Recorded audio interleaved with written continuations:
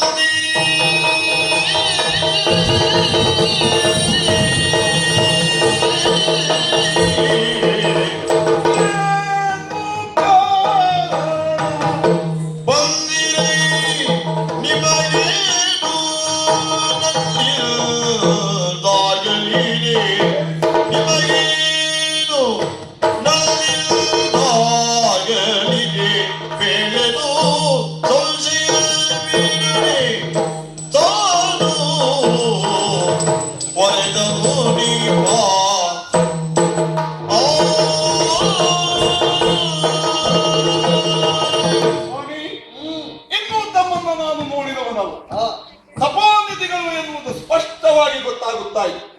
ಆದ್ರೆ ಆಶ್ಚರ್ಯ ಏನು, ತಮ್ಮವಂತವರ ಆಗಮನದಿಂದ ಮನಸ್ಸಿಗೆ ನೆಮ್ಮದಿಯಾಯಿತು, ನೆಲ ಪಾವನವಾಯಿತು. ಆದ್ರೆ ತಾವು ಬಂದದ್ದು ಯಾಕೆ ಎಂಬುದನ್ನ ತಿಳಿಸದೇ ಇದ್ರೆ ನಿಮ್ಮ ಸೇವೆಗೆ ಸಿದ್ಧನಾಗುವುದು ಕಾಣುವುದಿಲ್ಲವಲ್ಲ. ಒಂದು ಕಾರಣ ತಿಳಿಸ್ತೀರಾ?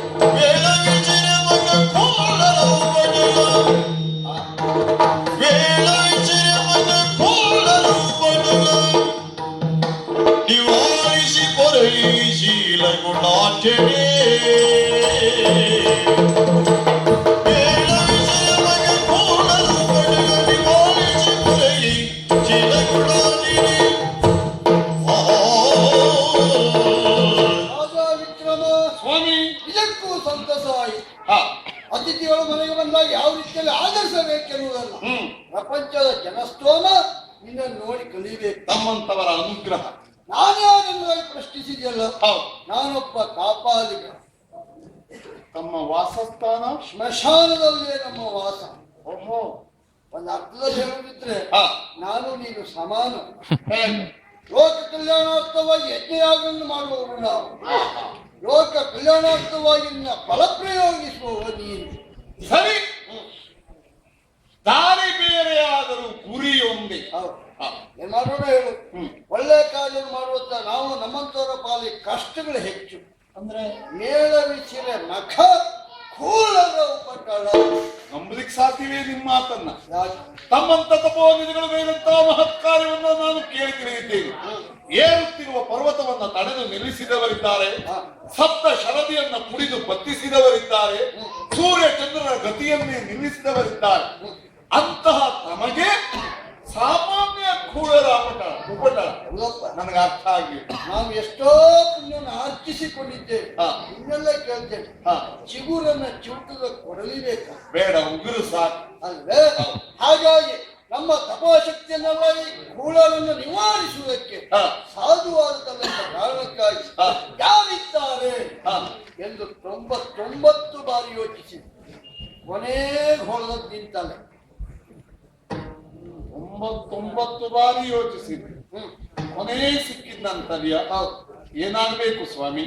ನಾವು ಮಖವೊಂದನ್ನು ಮಾಡ್ತೇವೆ, ಆ ಮಖಕ್ಕೆ ನೀನೇ ಬರಬೇಕು. ಯಾವಾಗ ಎಲ್ಲಿ ಕೇಳಬಹುದೇ?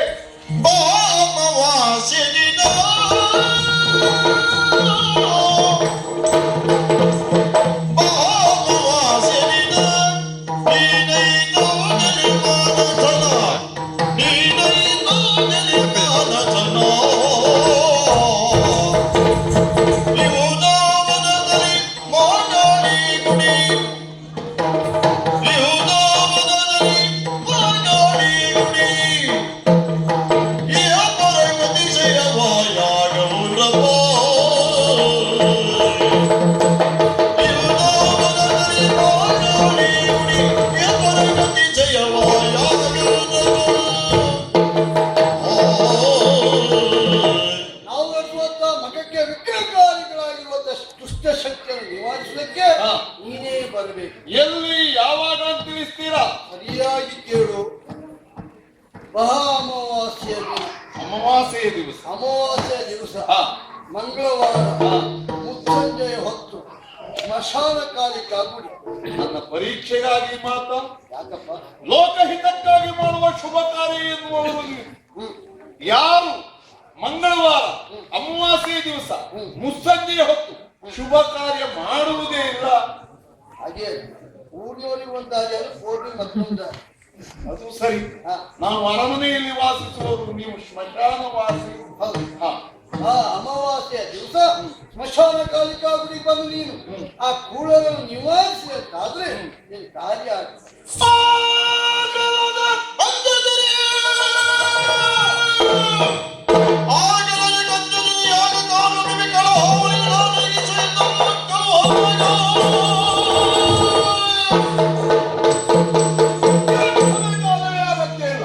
ನಾವು ಮಾಡುವ ಶುಭ ಕಾರ್ಯಕ್ಕೆ ನಾವು ತಿಳಿಸಿದ ಮುಹೂರ್ತಕ್ಕೆ ಸರಿಯಾಗಿ ನಾನು ಬಂದು ನಿರೀಕ್ಷೆ ಇರುತ್ತೆ.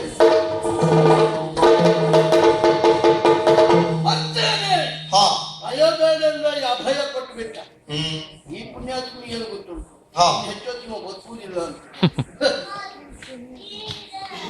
ಅಥಮದಲ್ಲಿ ಬರ್ತಿರುವಂತಹ ಕಾಲದಲ್ಲಿ ಶಿಲಾಶಾಸನವೊಂದನ್ನು ಓದಿದೆ. ಅದರ ಅರ್ಥ ಏನು? 100 ಮಂದಿ ಅರಗುವರ ತಲೆಯನ್ನ ಕಾಳಿಕಾ ಮಾತೆಗೆ ಬಲಿ ಕೊಡಬೇಕು. ಅದಲ್ಲ, ಒಬ್ಬ ಮಹಾಮುನಿಯನ್ನು ಬಲಿ ಕೊಡಬೇಕು. ಭೂತ ಭವಿಷ್ಯತ್ ವರ್ತಮಾನ ಹೊತ್ತಿರುವಂತ ಜ್ಞಾನಿಯನ್ನು ಬಲಿ ಕೊಡುವುದು ಸುಲಭ ಅಲ್ವೇ ಅಲ್ಲ. ಆ ಕಾರಣಕ್ಕಾಗಿ ಇಲ್ಲಿಯವರಿಗೆ 99 ಅರಗುವರ ತಲೆ ಕಡ್ದಾಯ್ತು. ಮನೆಗೆ ಹೊಲಿಗೆ ಬರ್ತಾನೆ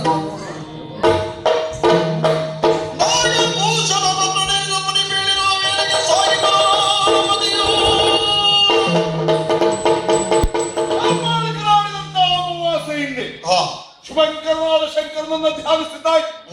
ದುಕ್ಷ ಶಕ್ತಿಯ ಹರಣಕ್ಕಾಗಿ ಆಯುಧವನ್ನು ಹಿಡಿದಿದ್ದೇನೆ. ತಡೆಯಾಗಿ ಸ್ಮಶಾನ ಕಾಳಿಕಾ ಗುಡಿಗೆ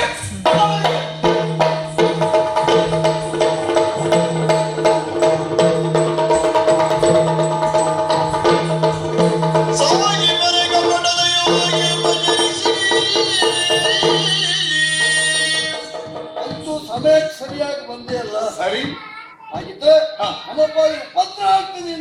ಅದನ್ನೇ ಹೇಳ್ತೇವೆ. ಮಾಡಬೇಕಾದ ಕಾರ್ಯದ ಕುರಿತು ನನಗೆ ವಿವರಣೆ ಕೊಡ್ತೀರಾ? ನೋಡಿದೆ ನಮಗಿರಿಯ ಮಧ್ಯದಲ್ಲಿ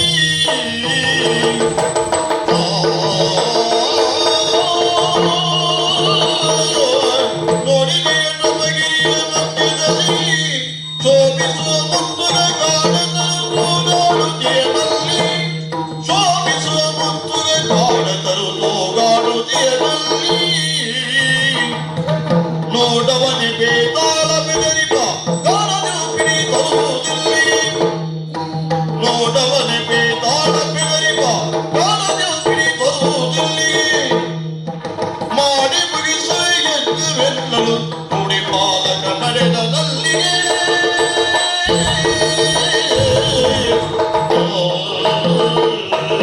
ವಿಕ್ರಮ ನೋಡಿದೆಯ ಯಾವುದು? ಮುಗಿದ ಎತ್ತರಕ್ಕಿರುವಂತ ಗಿರಿ, ಹಾ, ಅದರಲ್ಲಿ ಅಂಬರವನ್ನೇ ಚುಂಬಿಸ ರೀತಿಯಲ್ಲಿರುವಂತ ಮುಳ್ಳು ಮುತ್ತುಗದ ಮರ, ಸರಿ. ಅದರ ಆ ಕಡೆ ಒಂದು ಟಿಸಿಲನ್ನು ಹಾ, ಏಕಾಂತದಲ್ಲಿ ಏನೋ ಏನೋ ಒಂದು ತಲೆ ಕೆಳಗಾಗಿ. ಹೌದು, ತಲೆ ಕೆಳಗಾಗಿ ಜೋತಾಡ್ತಿರುವಂತ ವ್ಯಕ್ತಿ, ಹಾ, ಅವನೇ ಬೇತಾಳ.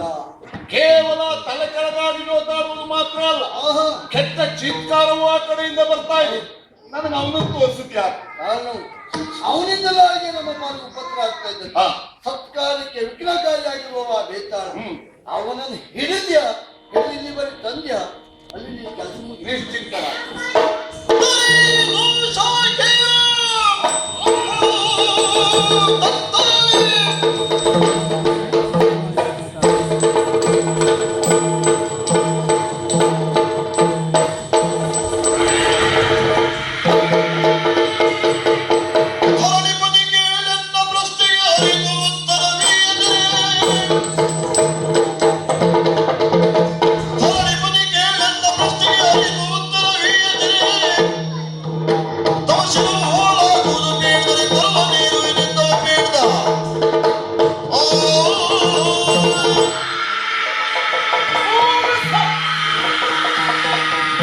ಇನ್ನು ಸ್ವರ ವಿದ್ಯೆ ಸಾಯ್ಬೇಡ.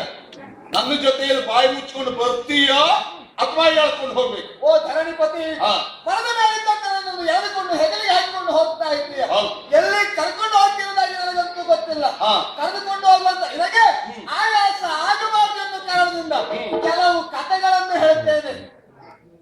ಹೌದಾ? ಹೊತ್ಕೊಂಡು ಹೋಗುವ ನಾನು. ಹೌದು. ಆಯಾಸ್ ನನಗಾಗಬಾರ್ದು ನಿನ್ನ ಖಾತೀಯ. ಆ ಕಥೆಯಲ್ಲಿ ಕೆಲವು ಸಮಸ್ಯೆಗಳು ಬರ್ತದೆ. ಆ ಸಮಸ್ಯೆಗೆ ಸರಿಯಾದ ಉತ್ತರವನ್ನು ನೀನು ಕೊಟ್ಟೆ ಅಂತ ಆದ್ರೆ ನಾನು ಮರ ಹತ್ತಿ ಕೊಡ್ತೇನೆ. ಮತ್ತೆ ಹುಟ್ಟಿದ ಸಮಸ್ಯೆಗೆ ಸಮರ್ಪಕವಾದ ಉತ್ತರ ಕೊಟ್ಟರೆ ನೀನು ಸ್ವಸ್ಥಾನ ಸೇರ್ತೀಯ. ಗೊತ್ತಿದ್ದು ಉತ್ತರ ಕೊಡದೆ ಹೋದರೆ ನಿನ್ನ ತಲೆ ಸಾಸಿದ ಹೋಲಾಗ್ತದೆ. ಹೆಣ ತಿನ್ನುವವನೇ, ನೀನು ಬುದ್ಧಿವಂತಿಕೆ ನನ್ನ ಹತ್ರ ಯಾವ ದೃಷ್ಟಿಯಿಂದ ನೋಡಿದ್ರು ಲಾಭ ನಿನಗೆ. ಸರಿಯಾದ ಉತ್ತರ ಕೊಟ್ಟರೆ ಸ್ವಸ್ಥಾನ ಸೇರು. ಗೊತ್ತಿದ್ದು ಹೇಳದೇ ಇದ್ರೆ ತಲೆ ಹೋಳಾಗುವುದು ನನ್ನದು. ಪ್ರಾರಂಭಿಸಿದ ಕತೆ. ಮೊದಲನೆಯ ಪ್ರಶ್ನೆ, ಕತೆ ಕತೆ. ಒಂದು ನಾಡಿನಲ್ಲಿ ಒಬ್ಬ ಮಹಾರಾಜನಿರ್ತಾನೆ. ಅವನಿಗೆ ಪ್ರಾಯ ತುಂಬಿದ ಮಗಳಿರ್ತಾಳೆ. ಅವಳಿಗೆ ಮದುವೆ ಮಾಡ್ಬೇಕೆಂದಾಗಿ ಆಲೋಚನೆ ಮಾಡ್ತಿರುವಂತ ಸಂದರ್ಭ. ಪುಣ್ಯವಂತೆವು. ಕೆಲವು ತಂದೆಗೆಲ್ಲ ಅವರಿಗೆ ಸಾಕಾಗುದಿಲ್ಲ, ಮಗಳ ಪ್ರಾಯಕ್ಕೆ ಬಂದದ್ದೇ ಗೊತ್ತಾಗ್ತದೆ. ಪಾಪ ಪಾಪ. ಹೌದು, ಆಯ್ತು. ಆಮೇಲೆ ಮಗಳಿಗೆ ಪ್ರಾಯಕ್ಕೆ ಬಂದಿದ್ದಾಳೆ ಎಂದು ಮದುವೆ ಮಾಡ್ಬೇಕೆಂದಾಗಿ ಆಲೋಚನೆ ಮಾಡ್ತಿರುವಂತ ಸಂದರ್ಭ. 3 ನಾಡಿನಿಂದ 3 ರಾಜಕುಮಾರರು ಬರ್ತಾರೆ. ಅಯ್ಯೋ ಪುರುಷ ಅವ ಹುಡ್ತಾ ಇದ್ದು ಅಪ್ಪನ್. ಹೌದು. 3 ಜನ ಬಂದ್ರ. ನಾನು ಮತ್ತು ತಲೆನೋವು ಹೆಚ್ಚಾಯ್ತು. ಯಾಕೆ? ನಾನು ಮದುವೆ ಆಗ್ತೇನೆ, ನಾನು ಮದುವೆ ಆಗ್ತೇನೆ ಅನ್ನೋದೇ 3 ನನಗೆ ಹೆಣ್ಣು ಕೊಡಿ ಎನ್ನುವುದಾಗಿ ತುಂಬಾ ಆಲೋಚಿಸಿದರು. ಸಮಸ್ಯೆ ಬಂದಂತ ಮಹಾರಾಜ ಈ ವರ್ಷ ನಾನು ಮಗಳಿಗೆ ಮದುವೆ ಮಾಡುವುದಿಲ್ಲ ಅಂತ ಹೇಳಿದ. ಒಳ್ಳೆ ತೀರ್ಮಾನ. ಯಾಕಂದ್ರೆ ಹೆಣ್ಣಿನ ವಿಷಯದಲ್ಲಿ ಬಹಳ ಜಾಗ್ರತೆ ಬೇಕು. ಯಾರಿಗಾರು ಒಬ್ರಿಗೆ ಕೊಡ್ತೇನೆ ಅಂದ್ರೆ ಸಾಕು, ಉಳಿದಿಬ್ರು ಮೈ ಮೇಲೆ ಬೀಳ್ತಾರೆ. ಮದುವೆನೇ ಮಾಡುವುದಿಲ್ಲ ಅಂತ ಬುದ್ಧಿವಂತಿಕೆ. ಏನ್ ಮಾಡುದು ಅವರು? ಆಮೇಲೆ ಮತ್ತೆ ಪುನಃ ನಾಡಿಗೆ ಹೋದ್ರು. ಬಂದವರು ತಿರುಗಿ ಹೋದ್ರು. ಹೌದು. ಬೇಸಿಗೆ ಕಾಲ ಮುಗಿಯಿತು, ಮಳೆಗಾಲ ಮುಗಿಯಿತು, ಮಾತ್ರ ಚಳಿಗಾಲ ಪ್ರಾರಂಭ ಆಯ್ತು. ಆದ್ಮೇಲೆ ಮತ್ತೆ 3 ರಾಜಕುಮಾರರು ಅವರೇ ಅವರೇ. ಹಾ. ಆ ಸಂದರ್ಭದಲ್ಲಿ ಆ ಮಹಾರಾಜ ಕಣ್ಣೀರಿಡುತ್ತಾ ಕೂತ್ಕೊಂಡಿದ್ದ. ವಿಷಯ ಗೊತ್ತಾಯ್ತು ಅವರಿಗೆ. ಅವನ ಮಗಳು ಸತ್ತೋಗಿದ್ದಾಳೆ ಎನ್ನುವುದಾಗಿ. ಹೆಣ ತಿನ್ನು ಹೇಳು ಕತೆ ಆದ್ರೂ ಕತೆ ಒಳ್ಳೆ ಸ್ವಾರಸ್ಯ ಉಂಟು. ಆಮೇಲೆ ಆಮೇಲೆ ಆ ವಿಷಯವನ್ನು ತಿಳಿದಂತ ಒಬ್ಬ ಅವಳ ಸುಟ್ಟ ಬಳಿ ಹೋಗಿ ಗೋಳೋ ಎಂಬುದಾಗಿ ಕಣ್ಣೀರಿಟ್ಟು ಅಳುತ್ತಾ ಕುಳಿತುಕೊಂಡ. ಮತ್ತೊಬ್ಬ ಅವಳನ್ನು ಪುನಃ ಪಡೆಯುತ್ತೇನೆ ಎನ್ನುವುದಾಗಿ ತೀರ್ಮಾನಿಸಿ ತಪಸ್ಸನ್ನು ಆಚರಿಸಲಿಕ್ಕೆ ಕಾಡಿಗೆ ಹೋದ. ಮತ್ತೊಬ್ಬ ಅವಳ ಅಸ್ಥಿಯನ್ನು ತೆಗೆದುಕೊಂಡು ಗೋಕರ್ಣಕ್ಕೆ ಹೋದ. ಈ ಮೂವರಲ್ಲಿ ಅವಳು ಬದುಕಿ ಬಂದರೆ ಅವಳನ್ನು ಮದುವೆಯಾಗುವ ಗಂಡು ಯಾರು? ಯಾರು ಓಹೋ ಅನ್ನುವುದೇ.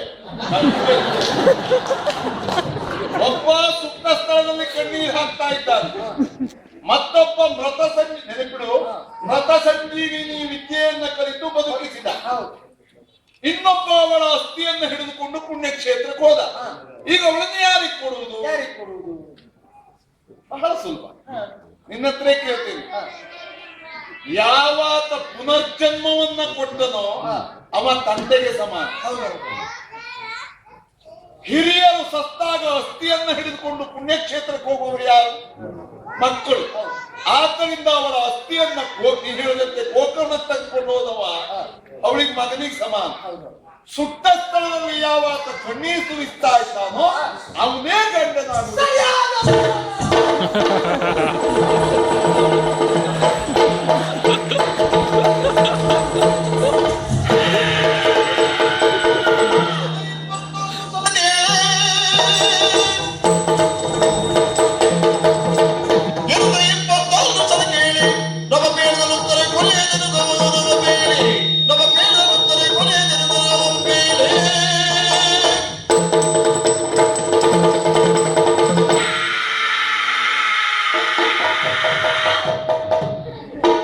ಮತ್ತು ಕೂಗ.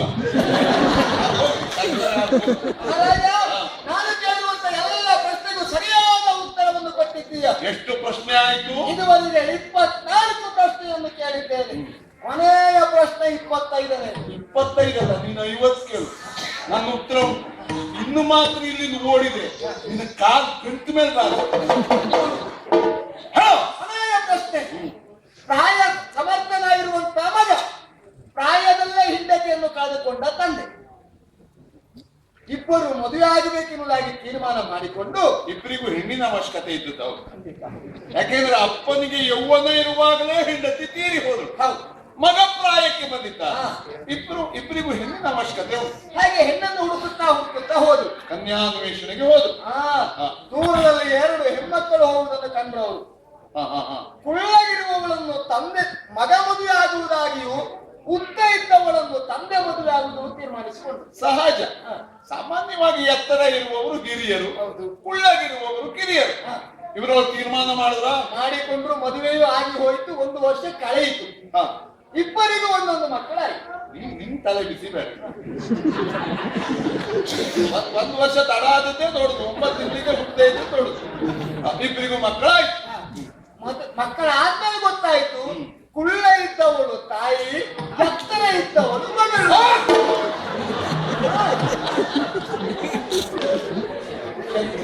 ಕತೆ ಎತ್ತರ ಇರುವವಳು ಮಗಳು, ಅಪ್ಪ ಮದುವೆ ಆದದ್ದು ಮಗಳನ್ನ. ಹೌದು. ಕುಳ್ಳಗಿರುವವಳು ತಾಯಿ, ಮಗ ಮದುವೆ ಆದ ತಾಯಿಯನ್ನ. ಇವರಿಬ್ಬರಲ್ಲಿ ಹುಟ್ಟಿರುವ ಮಕ್ಕಳಿಗೆ ಯಾವ ಸಂಬಂಧ?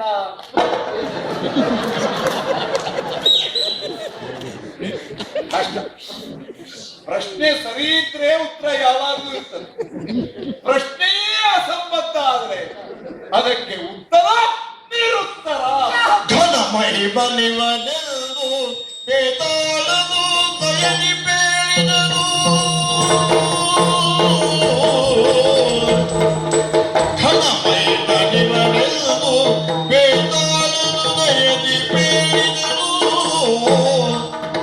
ಕಪಟಿಗ ಪುಡಿಯನೊಬ್ಬಳು ಬೇಡ, ಕಪಟಿಗ ಪುಡಿಯನೊಬ್ಬಳು ಬೇಡ.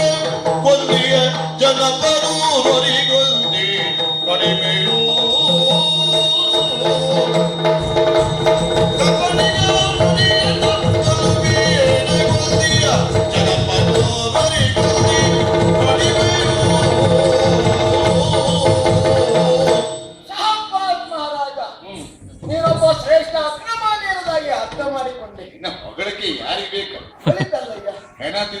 ನಂಗೆ ಪ್ರಶಸ್ತಿಯ ಅಲ್ಲ, ಈಗೆಲ್ಲ ಪ್ರಶಸ್ತಿ ಕೊಡುವವರು ಹೆಣ ತಿನ್ನುವವರೇ ಆಗಿದ್ದಾರೆ. ಯಾಕೆಂದ್ರೆ ಉತ್ತಮ ಶಿಕ್ಷಕನಿಗೆ ಒಳ್ಳೆಯ ಕಲಾವಿದ ಅಂತ ಪ್ರಶಸ್ತಿ. ಏನ್ ಮಾಡುದು, ಒಳ್ಳೆ ಪ್ರಶಸ್ತಿ. ಹೋಗ್ಲಿ ಬಿಡು. ನೀನೊಬ್ಬ ಘನಮಹಿಮಾನ್ವಿತ ಎನ್ನುವುದು ಅರ್ಥ ಆಯಿತು. ಆದ್ರೆ ಆ ಕಪಟ ಮುನಿಯನ್ನು ನಂಬಬೇಡ.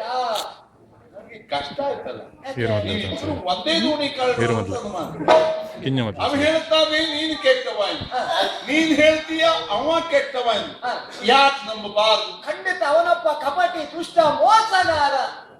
ಯಾಕೆ ಉದಯ, ಇದುವರೆಗೂ ಆತನಿಗೆ ಸಿಕ್ಕಿರುವಂತ ಒಂದು ಬರೆದಿಟ್ಟಂತ ಕಲ್ಲಿನ ಮೇಲೆ ಶಾಸನ, ಶಿಲಾಶಾಸನ. 100 ಮಂದಿ ಅರಸರನ್ನು ಕೊಂದೆ ಅಂತ ಆದ್ರೆ ದೇವಿ ಅವನಿಗೆ ಹೊಡಿತಾನೆ, ಅವನ ಇಷ್ಟಾರ್ಥವನ್ನು ಈಡೇರಿಸ್ತಾಳೆ. ಇದುವರೆಗೂ 99 ಅರಸು ಮಕ್ಕಳ ತಲೆಯನ್ನು ಕಂಡಿದ್ದಾರೆ, ಅವನಿಗೆ ಇನ್ನೂ ಬೇಕಾಗಿರುವುದು ಚಕ್ರವರ್ತಿಯ ತಲೆ. ಹಾಗಾಗಿ ನಿನ್ನನ್ನು ಈ ರೀತಿಯಲ್ಲಿ ಬಿಟ್ಟಿದ್ದಾರೆ. ಇದು ಮಾತಿನ ಮೇಲೆ ಸ್ವಲ್ಪ ನಂಬಿಕೆ ಬರ್ತಾ ಇತ್ತು. ಯಾಕೆ ಗೊತ್ತಾ, ಆಸ್ಥಾನಕ್ಕೆ ಬಂದಾಗ ಅವನೊಂದು ಮಾತು ಹೇಳಿದ್ದ, 99 ಬಾರಿ ಯೋಚಿಸಿದೆ, ಕೊನೆ ಸಿಕ್ಕದ್ದು ನಿಂತಲೇ. ಆಮೇಲೆ ಇಲ್ಲಿ ಬರುವಾಗಲೂ ಒಂದು ಮಾತು ಹೇಳಿದ್ದ, ಬೇತಾಳನೊಬ್ಬನನ್ನ ಹಿಡಿದು ತಂದೆಯ, ಅಲ್ಲಿ ನಿನ್ನ ಕತೆ ಮುಗಿಯಿತು.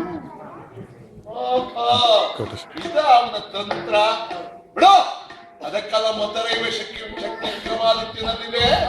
ಅದಕ್ಕೆ ನಿನಗೆ ಹೇಳ್ತೇನೆ, ಸಾತ್ವಿಕರು ಸಜ್ಜನರನ್ನ ಯಾವತ್ತೂ ನೀನು ಕಾಣಲಾರ. ಅವತ್ತು ಕಾಡ್ಲೇ ಇದ್ದಾರೆ. ಮತ್ತೆ ಮತ್ತೇನಾದ್ರೂ ನನಗೆ ಸಹಾಯ ಬೇಕು ಅಂತ ಆದ್ರೆ ಕ್ಷಣದಲ್ಲಿ ನಾನು ಬಂದು ಸಹಾಯ ಮಾಡ್ತೇನೆ. ಮತ್ತೆ ಸಲಿಗೆಯಿಂದ ಮಾತಾಡುವುದು ತಪ್ಪೇ. ಬೇತಾಳಿಗೆ ಸಹಾಯ ತಗೊಂಡು ನಾನು ಬದುಕಿದ ನಿನಗೆ ಹೇಳ್ಕೊಳ್ಳಿಕ್ಕೆ ಬಂದಾಯ್ತು. ನಾನು ವಿಕ್ರಮಾದಿತ್ಯನಿಗೆ ಸಹಾಯ ಮಾಡಿದ್ದೇನೆ.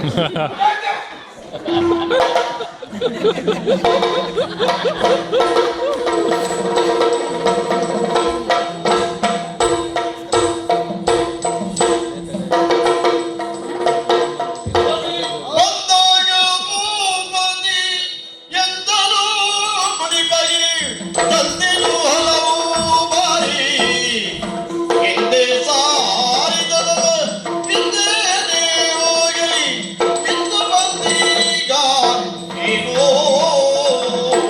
ನಾವು ಹೇಳಿದಂತೆ ಮುಳ್ಳು ಪುಸ್ತಕದ ಮರವನ್ನಾಡಲಿ, ಬಿಸಿಲಲ್ಲಿ ತಲೆ ಕೆಳಗಾಗಿ ಜೋತಾಡುತ್ತಿರುವ ಬೇತಾಳನನ್ನ ಅನೇಕ ಬಾರಿ ಹಿಡಿದು ತಂದೆ ಕೈ ತಪ್ಪಿಸಿಕೊಂಡು ನಡೆದು ಬಿಟ್ಟ. ಅಲ್ಲ, ಹಾಗೆಂತ ನಾವು ಗಾಬರಿಯಾಗುವುದು ಬೇಡ. ಹೋಗುವಾಗ ಒಂದು ಮಾತನ್ನು ಹೇಳಿದ್ದಾರೆ, ನೀವು ಮಾಡುವಂತ ಸತ್ಕಾರ್ಯಕ್ಕೆ ತಾವು ತೊಂದರೆ ಕೊಡುವುದಿಲ್ಲ ಅಂತ ಹೇಳಿದ್ದಾರೆ. ನಿಮಗೆ ಆತನ ಅಸ್ತಿತ್ವವೇ ಇಲ್ಲವಾಗಬೇಕೆಂಬುದೇ ನಿಲ್ಲವಲ್ಲ. ಹಾಗೇನಿಲ್ಲ, ಮತ್ತೆ ನೀವು ಇನ್ನು ಮುಂದೆ ಆತನ ತೊಂದರೆ ಆಗ್ತದೆ ಅಂತ ಯೋಚಿಸುವುದು ಬೇಡ. ಬೇತಾಳನಲ್ಲಿ ಮಾತನಾಡಿ ಬರುವಾಗ ನಾನೊಂದು ತೀರ್ಮಾನ ಮಾಡಿ ಬಂದಿದ್ದೇನೆ. ಹೇಗೂ ಇಲ್ಲಿವರೆಗೆ ಬಂದದ್ದಾಗಿದೆ, ನಿಮ್ ಕೆಲಸವನ್ನು ಮುಗಿಸಿ ಹೋಗೋಣ ಅಂತ ತೀರ್ಮಾನ ಮಾಡಿದ್ದೇನೆ. ಹೇಗೂ ಇಲ್ಲಿವರೆಗೆ ಬಂದದ್ದಾಗಿದೆ, ನಿಮ್ಮ ಕೆಲಸವನ್ನು ಮುಗಿಸಿ ಹೋಗೋಣ ಅಂತ ತೀರ್ಮಾನಕ್ಕೆ ಬಂದಿದ್ದೇನೆ. ಅಂದ್ರೆ ಯಜ್ಞ ರಕ್ಷಣೆಯ ಕಾರ್ಯ ಒಳ್ಳೆ ತೀರ್ಮಾನ. ಸರಿ.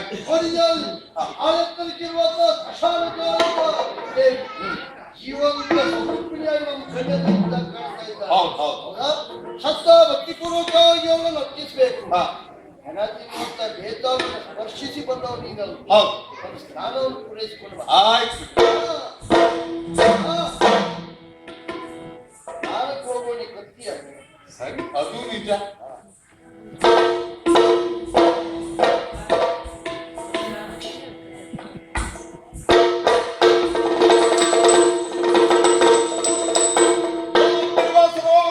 ಸ್ನಾನ ಮಾಡಿ ಶುಚಿರ್ಭೂತನಾಗಿ ಬಂದಿದ್ದೇನೆ. ನೋಡಿದ್ಯಾ, ಮಹಾಕಾಳಿಕಾದೇವಿಯನ್ನು ಅರ್ಪಿಸಬೇಕು ಅಂತ ಹಾ. ಸಾಷ್ಟಾಂಗ ನಮಸ್ಕಾರವನ್ನು ಮಾಡಬೇಕು. ನನ್ಗೆ ಅರ್ಥ ಆಗ್ಲಿಲ್ಲ. ಸಾಷ್ಟಾಂಗ ನಮಸ್ಕಾರ ಅಂದ್ರೆ ಒಂದು ನಾಡನಾಳುವಂತ ಅಧಿಕಾರಿ ನೀನು, ನಿನಗೆ ಸಾಷ್ಟಾಂಗ ನಮಸ್ಕಾರ ಅಂದ್ರೆ ಏನು ಗೊತ್ತಿಲ್ಲ. ನಮ್ಗೆಲ್ಲ ಉಳಿದವರು ಹಾಗಲ್ವಲ್ಲ. ದೇವಸ್ಥಾನಕ್ಕೆ ಎಲ್ಲರಿಗೂ ಹೋಗುವುದಕ್ಕೆ ಒಂದು ದಾರಿ ಆದ್ರೆ ಮಹಾರಾಜ ಹೋಗುವುದಕ್ಕೆ ಆನೆ ದ್ವಾರ ಅಂತ ಒಂದು ಬೇರೆ ಇರ್ತದೆ. ಹಾಗಾಗಿ ಉಳಿದವರಂತೆ ನನಗಲ್ಲ.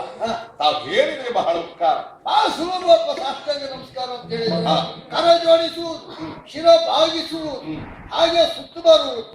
ಬಾಳೆ ಮರವನ್ನು ಕಡ್ದಾಗ ಹೇಗೆ ಬೀಳ್ತದೆಯೋ ಅದೇ ರೀತಿ ಬಿದ್ರೆ ಸ್ವಾಮಿ, ಜಿಜ್ಞಾಸೆ ಎನ್ನುವುದು ಅಜ್ಞಾನದ ಲಕ್ಷಣ ಅಲ್ಲ ತಾನೆ. ಅಲ್ಲ. ನನಗೆ ತಮ್ಮಲ್ಲಿ ತಿಳಿಯಬೇಕಾದದ್ದೊಂದಿತ್ತು. ಏನು?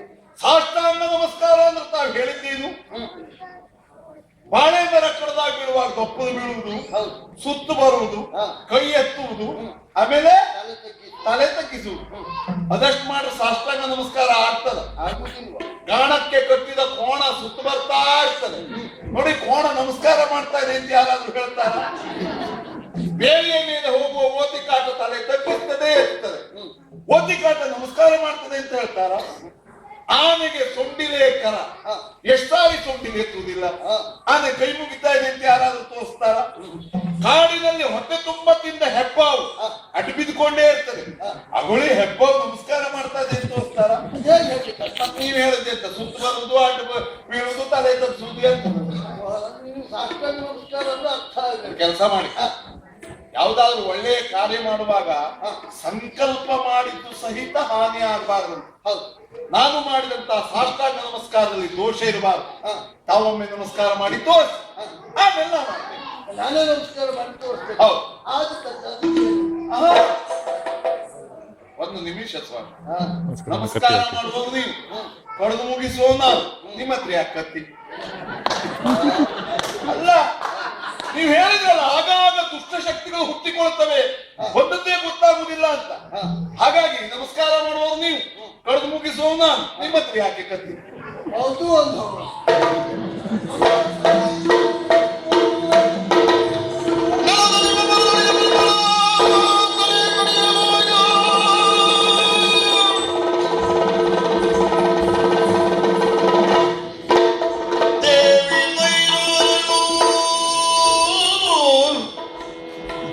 ಕಾಳಿಕಾಂಬೆ ಜಯ ಸುರವಂದಿ ಗಿರಿಜಾತೆ, ಜಯ ಕಾಳಿಕಾಂಬೆ ಜಯ ಸುರವಂದಿ ಗಿರಿಜಾತೆ, ಜಯ ಜನಾರ್ದನಿ ದುರ್ಗೆ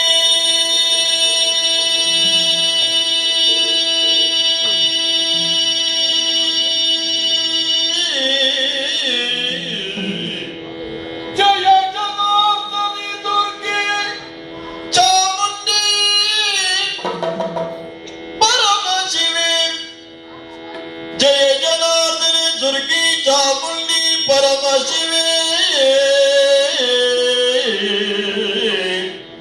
ಜಯ ಸರ್ವ ಮಂಗಳಾರ್ಪಣೆ, ಜಯ ಸರ್ವ ಮಂಗಳಾರ್ಪಣೆ, ಶಾಂಭವಿ ಪಾಲಲೋಚನೆ ಶರಣೋ.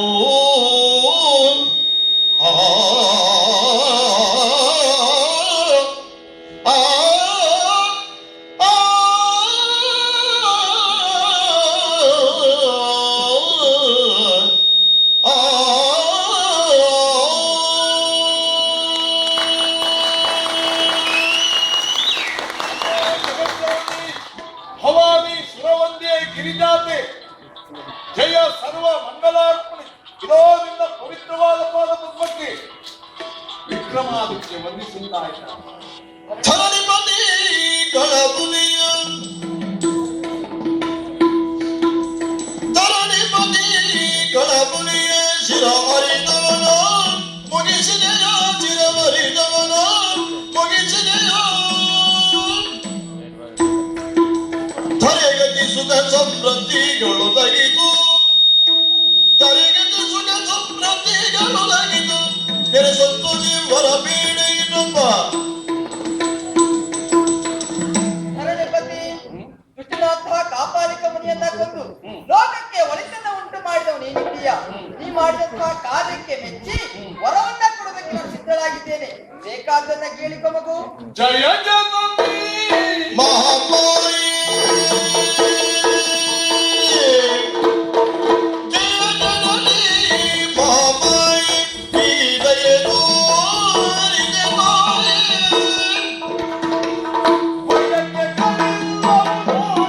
ತಾಪದ ನೈಚಿದೆ ಭವಮೈ ಎಂದಿರು ಜರಗಿದ. ಈಗ ಸಂತೋಷವಾಯಿತು. ಹಾ,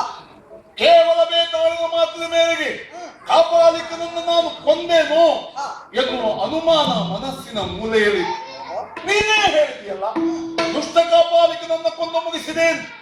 ಆದರೆ ಒಂದು ಅಮ್ಮ, ನಾನೇನು ಅದನ್ನ ಮಾಡು. ಹಾಗೆ ಅಷ್ಟೇ ಅಲ್ಲ, ದುಷ್ಟರನ್ನ ಬಾರಿ ಕಷ್ಟ ಬಂತು ಅಂತ ಆದ್ರೆ ದುಷ್ಟರನ್ನ ನಿಗ್ರಹಿಸುವುದಕ್ಕಾಗಿ ಚಂದ್ರಹಾಸ ಎನ್ನುವಂತಹ ಕಟ್ಟ ನಿನ್ನ ಪಾಲಿಗೆ ಇಡ್ತಾ ಇದ್ದೇನೆ.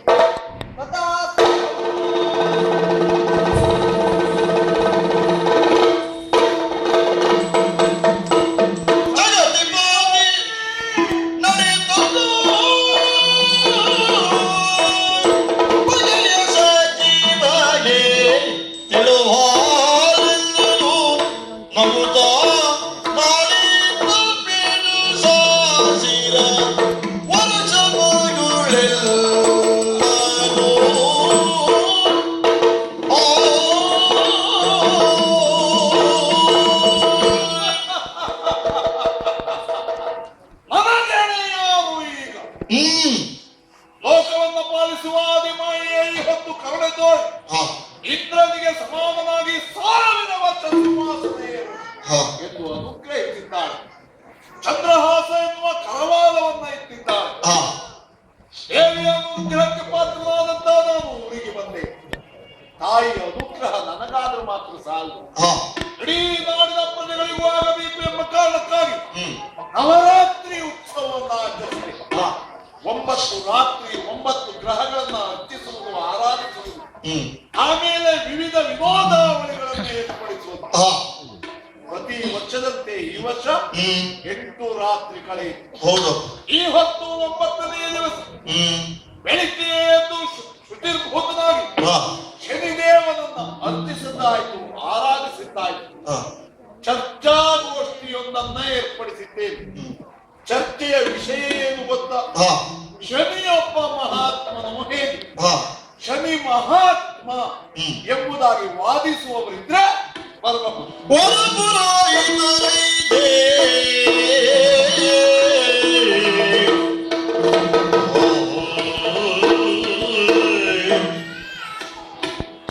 ಮಹಾರಾಜ, ನೀವು ವಿಷಯವನ್ನು ಮಂಡಿಸುತ್ತಾ ಇದ್ದ ಹಾಗೆ ಕುಳಿತವರು ಯಾರೂ ಕೂಡ ಎದ್ದು ಬರಲಿಲ್ಲ. ಕಾರಣ, ಶನಿಯ ವಿಷಯವನ್ನು ನಾವು ಮಾತಾಡುತ್ತಾ ಹೋದದ್ದೇ ಹೌದು ಅಂತಾದ್ರೆ ನಾವೆಲ್ಲಿಯಾದ್ರೂ ಶನಿಯ ಪ್ರಭಾವಕ್ಕೆ ಒಳಗಾಗುತ್ತೇವೆ ಎನ್ನುವಂತಹ ಭೀತಿ ಒಳಗಾಗಿದ್ದಾರೆ. ನಾನು ಮಾತ್ರ ಹಾಗಲ್ಲ.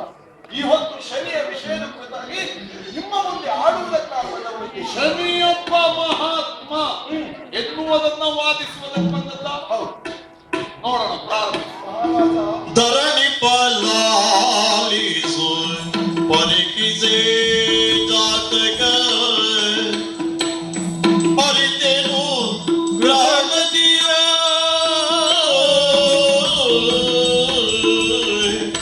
ಜಾತಕ ಅರಿತೇನು ಗ್ರಹಗತಿಯ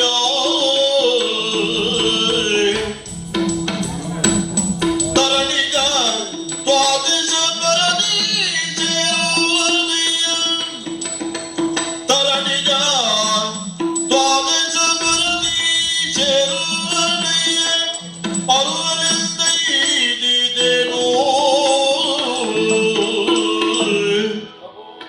ನವರಾತ್ರಿಯ ಈ ಪರ್ವಕಾಲದಲ್ಲಿ ವಿದ್ವಾನ್ಮಣಿಗಳೆಲ್ಲ ಒಟ್ಟಾಗಿ ನವ ಗ್ರಹಗಳ ವಿಷಯದ ಕುರಿತಾಗಿ ಚರ್ಚಿಸುತ್ತಾ ಇದ್ದವು. ಅದರಲ್ಲಿಯೂ ಶನಿಯ ಕುರಿತಾಗಿ ಬಹಳಷ್ಟು ಅಧ್ಯಯನವನ್ನು ನಾನು ನಡೆಸಿದೆ. ನನ್ನ ತಿಳುವಳಿಕೆಗೆ ಬಂದ ಸತ್ಯ ಏನು ಗೊತ್ತೇ?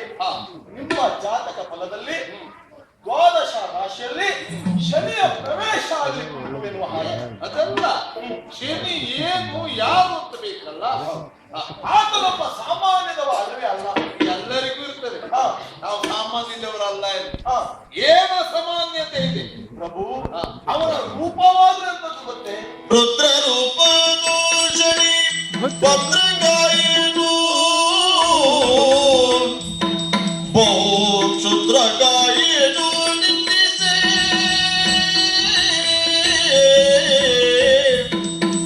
ಶುದ್ಧ ಮನದಿ ನುಡಿಸಿದ ಜನರ ಕಷ್ಟ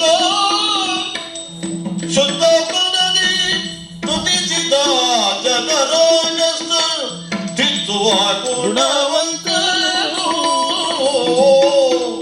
ಯಾರ ಮಗ ಆತ? ಮಾರ್ತಾಂಡ ಹಾಗೂ ಛಾಯೆಯರಿಗೆ ಸುಕುಮಾರ. ರುದ್ರ ರೂಪನು ಹೌದು. ಹುಟ್ಟಿದಾಗ ಹುಟ್ಟಿದಾಗ ಹುಟ್ಟಿದವಾಗಲೇ ತಂದೆಯಾದಂತಹ ಮಾರ್ತಾಂಡ ಕುಷ್ಠರೋಗಕ್ಕೆ ಒಳಗಾದ. ಇನ್ನು ಸಾರಥಿಯಾದಂತಹ ಅರುಣ ಹೆಳವನಾಗಿ ಹೋದ. ಸಾಕಷ್ಟು ಅಭ್ಯಾಸ ಮಾಡಿದ್ದೇನೆ ಅಂತ ಹೇಳಿದ್ದೀರಿ, ಅದಕ್ಕಾಗಿ ನಾನು ಕೇಳದು. ಹೇಳವನಾದ. ಇನ್ನು ಕುದುರೆಯ ಕಣ್ಣು ಹೋಯ್ತು. ಆಮೇಲೆ ಆತ ಹೋದದಲ್ಲಿ ಗೊತ್ತಿ ಹರಿಯ ಪ್ರೇರಣೆಯಂತೆ ಹರವನ್ನ ಕಾಣುವುದ ಕೈಲಾಸಕ್ಕೆ ಹೋದ. ಶನಿ ಹೌದಪ್ಪ, ಕಡಿಮೆ ನೀರನ್ನು ಮುಳುಗುವವನೇ ಅಲ್ಲ. ಹರವನ್ನೂ ಬಿಡ್ಲಿಲ್ಲ, ಹರನಿಗೂ ತಾಗಿದ್ದು ಹೇಗೆ? ಒಂದು ದಿವಸ ಹರ ಕೈಲಾಸವನ್ನು ಬಿಟ್ಟು ಅಡವಿ ಪ್ರದೇಶದಲ್ಲಿ ಬಿದಿರ ಓಟೆಯವರೆಗೆ ಇರುವೆಯಾಗಿ ಇರುವಂತಹ ಸ್ಥಿತಿಯನ್ನ ತಂದೊಡ್ಡಿದ. ವರ ಬೇಡಿದ, ಆಮೇಲೆ ಕಾಡಿದ. ಅಲ್ಲ ನೀವು ಹೌದು ಕತೆ ಹೇಳುವಾಗ ನಿಮಗೆ ತಾಗ್ದಂಗೆ ಅನ್ನಿಸ್ತದೆ. ಅಲ್ಲಿಗೆ ಅವರ ಪ್ರಭಾವ ಮುಗಿಲಿಲ್ಲ. ದೇವಗುರುಗಳಾದಂತಹ ಬೃಹಸ್ಪತ್ಯಾಚಾರ್ಯರನ್ನೂ ಕೂಡ ಕಾಡಿದ. ಏನಾಯಿತು? ಖರ್ಜೂರ ಕರ್ಪುತ್ತಲ ಹಣ್ಣನ್ನ ತನ್ನ ವಸನದಲ್ಲಿ ಕಟ್ಟಿಕೊಂಡು ಹೋಗುವಂತಹ ಹೊತ್ತಿನಲ್ಲಿ ರಾಜಕುಮಾರರ ತಲೆಯನ್ನಾಗಿ ಮಾರ್ಪಡಿಸಿ ಬೃಹಸ್ಪತ್ಯಾಚಾರ್ಯರ ಕಟ್ಟೆ ಹೋಗುವಷ್ಟು ಮಾಡಿಬಿಟ್ಟಿದ್ದಾನೆ. ರುದ್ರ ರೂಪನು ಹೌದು, ಭದ್ರ ಕಾಯನು ಹೌದು, ಬಲಾಢ್ಯನೂ ಆಗಿದ್ದಾನೆ, ಭೀತಿಕಾರಕನು ಹೌದು, ನಂಬಿದವರಿಗೆ ಇಂಬಿತ್ತು ಸಲುವ ದೇವನು ಆತನಾಗಿದ್ದಾನೆ. ಈಗ ಸತ್ಯ ನನ್ನ ಜಾತಕದಲ್ಲಿ ಪ್ರವೇಶ ಮಾಡ್ತಾನ, ದೋಷ ಉಂಟಾಗುತ್ತದೆ. ಅದಕ್ಕೇನು ಮಾಡಬೇಕು? ಪ್ರಭು, ನಾನನ್ನ ಆಡುವ ತ್ವರೆ ತಾವು. ಶನಿಯ ಪ್ರವೇಶ ಆಯ್ತು ಅಂತ ಅಲ್ಲಿ ವ್ಯಕ್ತಿಯೊಬ್ಬನ ಅವನತಿ ಆಗುತ್ತದೆ ಎನ್ನುವುದೇ ಅರ್ಥ. ನಾಡನ್ನಾಳುವಂತ ನಿಮ್ಮ ಅವನತಿ ಆಯ್ತು ಅಂತಾದ್ರೆ ಈ ನಾಡಿನ ಅವನತಿ ಆದ ಹಾಗೆ. ಆದ್ದರಿಂದ ನೀವು ಆದಷ್ಟು ಬೇಗ ದೋಷವನ್ನ ಪರಿಹರಿಸಿಕೊಳ್ಬೇಕು. ಅದಕ್ಕಿಂತ ದಾರಿ ಹೀಗೆ: ಕುದುರೆಯ ಲಾಳದ ಲೋಹದಿಂದ ಶನಿಯ ವಿಗ್ರಹವನ್ನ ಮಾಡುವುದು. ಆಮೇಲೆ ಕಪ್ಪು ಎಳ್ಳಿನ ರಾಶಿಯ ಮಧ್ಯದಲ್ಲಿ ಆ ವಿಗ್ರಹವನ್ನ ಇಟ್ಟು ಎಳ್ಳೆಣ್ಣೆಯ ದೀಪವನ್ನು ಹಚ್ಚಿ ಶನಿಯನ್ನ ಭಕ್ತಿಯಿಂದ ಆರಾಧಿಸಿದ್ದೆ ಹೌದು ಅಂತಾದ್ರೆ ಶನಿ ದೋಷದಿಂದ ಪೂರ್ಣ ಪ್ರಮಾಣದಲ್ಲಿ ಪರಿಹಾರ ಆಗದೇ ಇದ್ದು ತಲೆಗೆ ಬರುವುದನ್ನು ಬೆನ್ನಿಗೆ ತರಿಸಬಹುದು. ನಾನೀಗ ಹಾಗೆ ಮಾಡ್ಬೇಕು.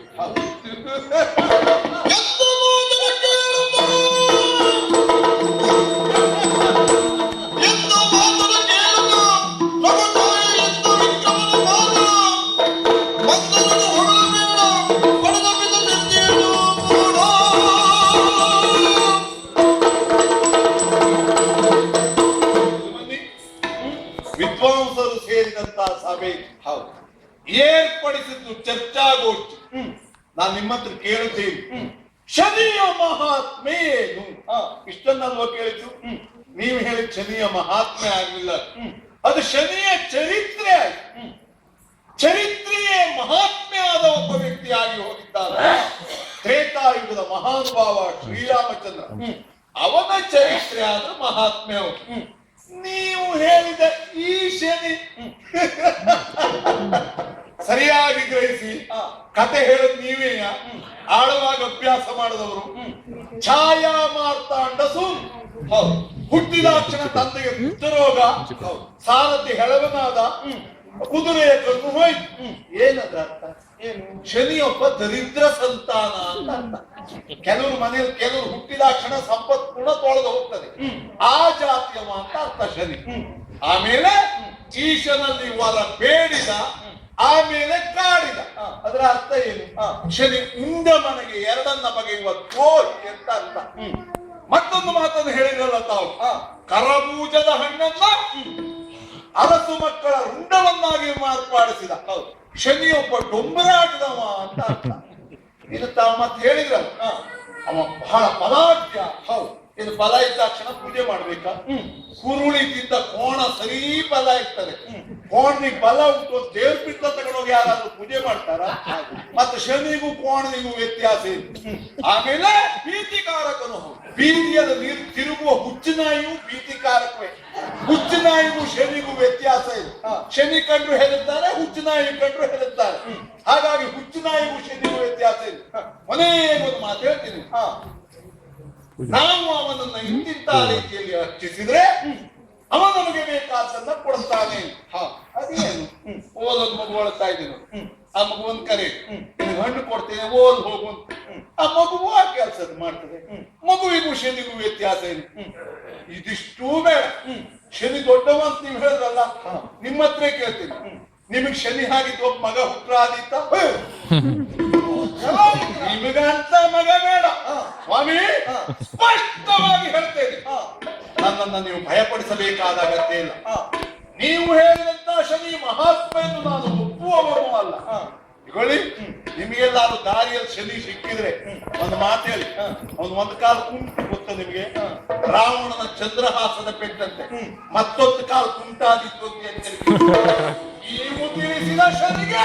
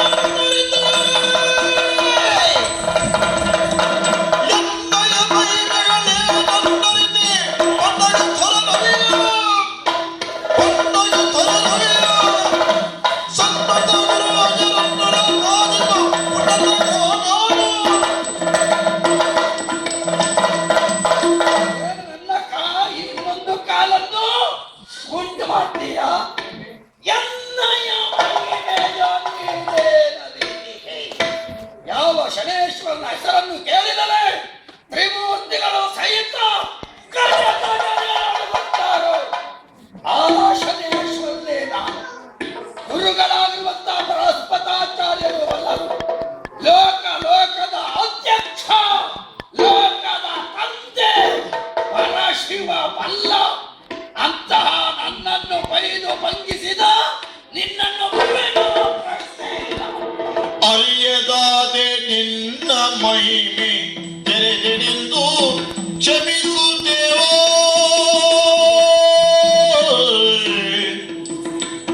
ಅರಿಯದಾದೆ ನಿನ್ನ ಮಹಿಮೆ ತೆರೆದೆನೆಂದು ಕ್ಷಮಿಸುತ್ತೇವೋ. ಪರೆಯೋ ದೇವ ಕರುಣೆದವರೆಂದರೆ ಸಾಗುತ್ತಿದ್ದಾರೆ.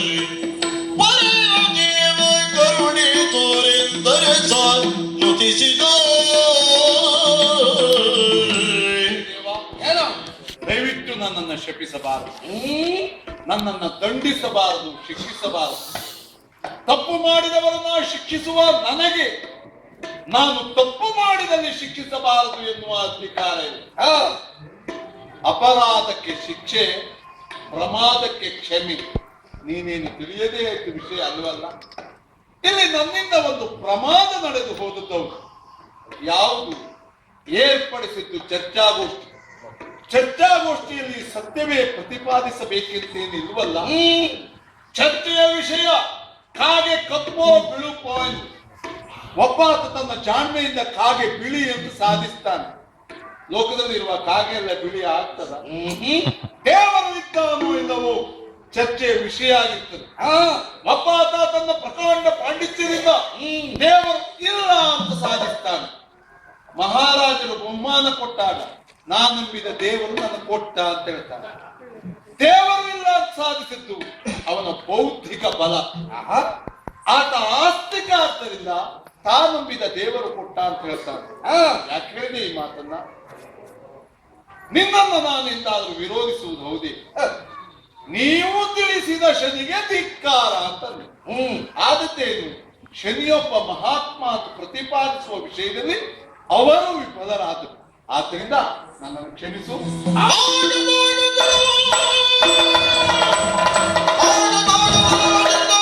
ಕ್ಷಮಿಸಿ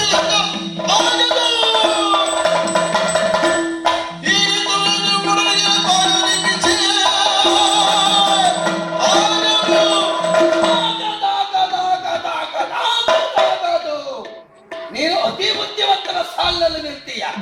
ನಮಸ್ಕಾರ ಮಾಡಿ ಅವರ ಕಾಲನ್ನೇ ಯಾವುದು ಕೆಳಗೆ ಹಾಕುವಂತಹ ಬುದ್ಧಿವಂತಿಕೆ ನಿನ್ನದು. ಕೇಳು, ವಾದೆ ವಾದೆ ಜಾಯತೆ ತತ್ವಬೋಧ, ತತ್ವ ಭೇದಕ್ಕೆ ಕಾರಣವಾಗಬಾರದು. ನೀನು ಮಹಾಪ್ರಭು, ಅಂತಹ ಉನ್ನತವಾದ ಸ್ಥಾನದಲ್ಲಿರುವ ನೀನು ಎಲ್ಲ ಜನರ ಮುಖಾಮಣಿಯಾಗಿರ್ತೀಯ.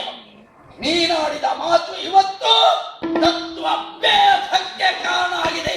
ಆದ್ದರಿಂದ ಬಿಡುವ ಪ್ರಶ್ನೆ ಇಲ್ಲ, ನಿನ್ನನ್ನು ಬಿಡುವುದಿಲ್ಲ.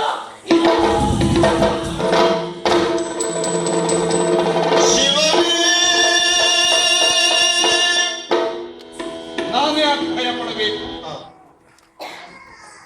ಇಲ್ಲಿರುವ ಪ್ರಜ್ಞಾವಂತರು ನನ್ನಿಂದ ಅಪರಾಧ ಅಂತ ಹೇಳಿದ್ರೆ ನಾನು ಒಪ್ಪಿಕೊಳ್ಳುತ್ತೇನೆ. ಏರ್ಪಡಿಸಿದ್ದು ಚರ್ಚಾಗೋಷ್ಠಿ, ಶನಿಗೆ ಧಿಕ್ಕಾರ ಅಂತಂದೆ. ಅಲ್ಲ, ನಾನು ಮಹಾತ್ಮ ಎನ್ನುವುದು ತೋರಿಸ್ತೇನೆ ಅಂತ. ಮೂರನ್ನ ಮೂರು ಅಂತ ಒಪ್ಪಲಿಕ್ಕೆ ನಮಗೆ ಯಾವಾಗಲೂ ನಾಚಿಕೆ ಇಲ್ಲ. 3ನ್ನ 30 ಅಂತ ಯಾವ ಕಾಲಕ್ಕೂ ಒಪ್ಪುವವರಲ್ಲ. ನೋಡೋಣ, ಶನಿ ತಾನು ಮಹಾತ್ಮ ಅಂತ ತೋರಿಸಿದ್ರೆ ಆ ಕ್ಷಣಕ್ಕೆ ಅವನಿಗೆ ತಲೆ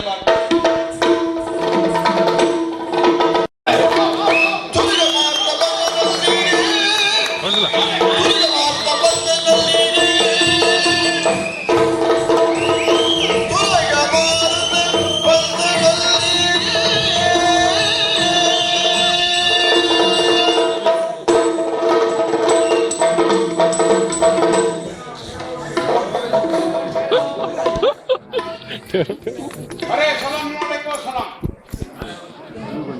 अरे सलाम वालेकुम सलाम, नमस्कार. अरे गाने वाला, सलाम वालेकुम सलाम, नमस्कार.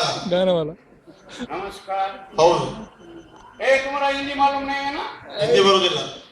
ए तुम्हारा बस ಕನ್ನಡ. हाँ, थोड़ा थोड़ा कर्नाटक नमगू ಬರ್ತಾ. ಕರ್ನಾಟಕ ಅಲ್ಲ, ಕರ್ನಾಟಕ ಅಲ್ಲ, ಕರ್ನಾಟಕ. थोड़ा थोड़ा कन्नड़ी नमगू ಬರ್ತಾ. ಕನ್ನಡಿ ಅಲ್ಲ, ಕನ್ನಡ. अच्छा अच्छा. ಹಾ. ए निम्दू जाति ಹಿಂದೂ. तुम्हारा जाति हिंदू. ಹೌದೌದು. ए हमारा जाति मुंडू.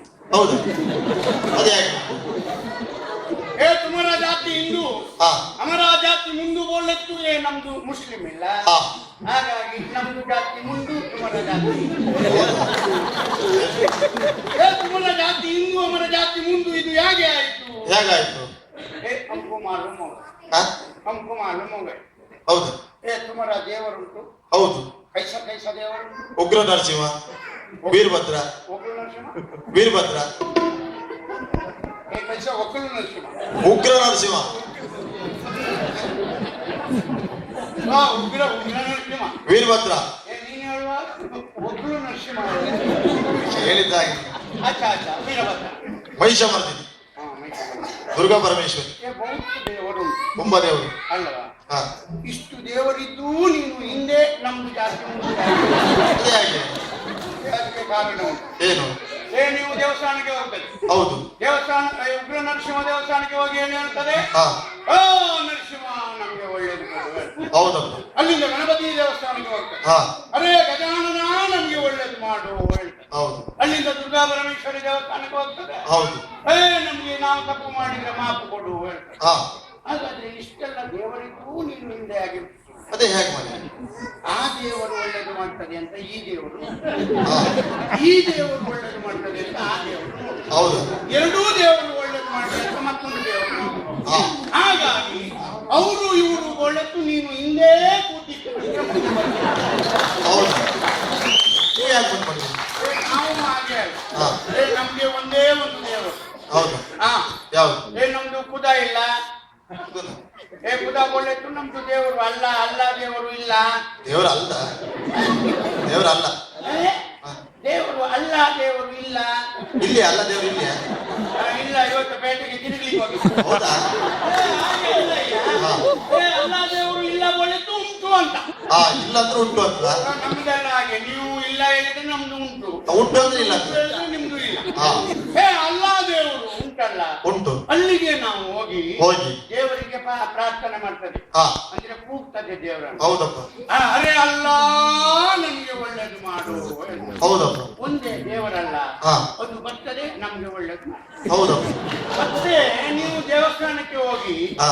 ಈ ಕೈ ಹಾಗೆ ಮುಗಿತದೆ, ಎರಡು ಕೈ ಜೋಡಿಸುತ್ತದೆ. ಹೌದು. ಹೌದಾ? ಹಾ ಈಗ ಅಕಸ್ಮಾತ್ ಎಲ್ಲಿಯಾದ್ರೂ ದೇವರು ಒಲಿದು ಹಾ ಮೇಲಿಂದ ನಿಮ್ಗೆ ಕೊಟ್ಟರೆ ಪುಸ್ತಕ ಕೆಳಗೆ ಹೋಗ್ತದೆ. ಹೌದೌದು ಮಾರ್ರೆ. ಹೌದೌದು. ನಾವು ಅದಕ್ಕೆ ಎಂತ ಮಾಡ್ತದೆ, ಎಂತ ಮಾಡ್ತೇವೆ? ನಾವು ಕೈ ಮುಗಿಯುವುದಿಲ್ಲ, ಹೀಗೆ ಇಟ್ಕೊಂಡು ಹಾ ಅಲ್ಲ, ನಮಗೆ ಒಳ್ಳೆದು ಕೊಡು ಎನ್ನುವ. ಹಾ. ದೇವರು ಏನು ಕೊಟ್ಟರು ಕೈಯಲ್ಲೇ ನಿಂತದೆ ಪುಸ್ತಕ ಕೆಳಗೆ ಹೋಗ್ತದೆ. ಹೌದು. ಹಾ. ಎಲ್ಲರೂ ದೇವರು ಹೆಚ್ಚಿಗೆ ಕೊಡ್ತಾರೆ. ಹಾಗಾಗಿ ನಿಮ್ದು ಜಾತಿ ಹಿಂದೂ, ಹಾ. ನಮ್ದು ಹೌದು. ಮತ್ತೆ ನೋಡು, ಏನು? ನೀವು ದುಡ್ಡು ಬಿಟ್ಟದೆ, ಹಾ ಹೌದಾ? ಹೌದೌದು. ಆದ್ರೆ ನಾವು ಅಲ್ಲಿ ಬಿಡುವುದಿಲ್ಲ, ಎಲ್ಲಿ ಬಿಡ್ತೀವಿ? ನಾವು ಇಲ್ಲಿ ಬಿಡ್ತೇವೆ. ಗಡ್ಡ. ಯಾಕೆ? ಕಾರಣ ಉಂಟು. ಏನು? ಈ ಸ್ವರ್ಗ, ಈ ಸತ್ತ ಮನುಷ್ಯ ಉಂಟಲ್ಲ, ಹಾ ಸತ್ತ ಆತ್ಮಿ ಹಾ ಒಂದು ಸ್ವರ್ಗ ಇಲ್ಲ ನರಕಕ್ಕೆ ಹೋಗುದು, ಹೌದಾ? ಹೌದೌದು. ಹೋಗು ಮಾರ್ಗ ಒಂದಂತೆ. ಒಂದೇ ಮಾತು. ಆ ಮಾರ್ಗದಲ್ಲಿ ನಿಮ್ದು ದೇವರು ಕುತ್ಕೊಳ್ತಾರೆ. ಹಾ ನಿಮ್ದು ಆತ್ಮೆಯಲ್ಲಿ ಆದ್ರೂ ಸತ್ತು ಬಂತು ಆದ್ರೆ ಹಾ ಜುಟ್ಟು ಹಿಡಿತದೆ, ನೀನು ಸ್ವರ್ಗಕ್ಕೆ ಹೋಗು ಹೇಳ್ತಾರೆ. ಹಾ ನಮ್ದು ಆತ್ಮಿ ಬಂದ್ರೆ ಜುಟ್ಟು ಹಿಡಿದು ನೀನು ನರಕಕ್ಕೆ ಹೋಗು ಹೇಳ್ತಾರೆ. ಹೌದಪ್ಪ. ಹಾಗಾಗಿ ಸಾಯುವ ಮೊದಲೇ ನಾವು ಎಲ್ಲ ಗೋಳಿಸಿಕೊಂಡ್ರೆ ಹಾ. ನಿಮ್ದು ದೇವರು ಅಂತ ಹಿಡಿತದೆ. ಅದು ಹೌದಾ? ಹಾ ಹಾಗಾಗಿ ಹಾ ನೀವು ಎಲ್ಲಿ ಬಿಡ್ತದೆ ಹಾ ಅಲ್ಲಿ ನಾವು ಗೋಳಿಸ್ತದೆ, ಹಾ ನಾವು ಎಲ್ಲಿ ಗೋಳಿಸ್ತದೆ ಏ, ಸರಿಯಾಗಿ. ಹಾಗಾಗಿ ಹಾ ನಮಗೂ ನಿಮಗೂ ಭಾರಿ ವ್ಯತ್ಯಾಸ ಉಂಟು. ತತ್ವಿರುತ್ತ. ಹೌದು. ಅಷ್ಟು ಮಾತ್ರ ಅಲ್ಲ, ಹಾ ಮತ್ತೆ ನೀವು ಹಾ ಇದು ಎಲ್ಲಾ ಕಾರ್ಯಕ್ರಮ ಮಾಡುವಾಗ ಹಾ ಯಾವುದು ದೇವರಿಗೆ ಪೂಜೆ ಮಾಡ್ತಾರೆ ಗಣಪತಿ. ಅಲ್ಲವಾ? ಹೌದಪ್ಪ. ಎಲ್ಲಾ ಕಾರ್ಯಕ್ರಮವನ್ನು ಮಾಡುವಾಗ ಗಣಪತಿಗೆ ಪೂಜೆ ಮಾಡ್ತದೆ. ಯಾಕೆ?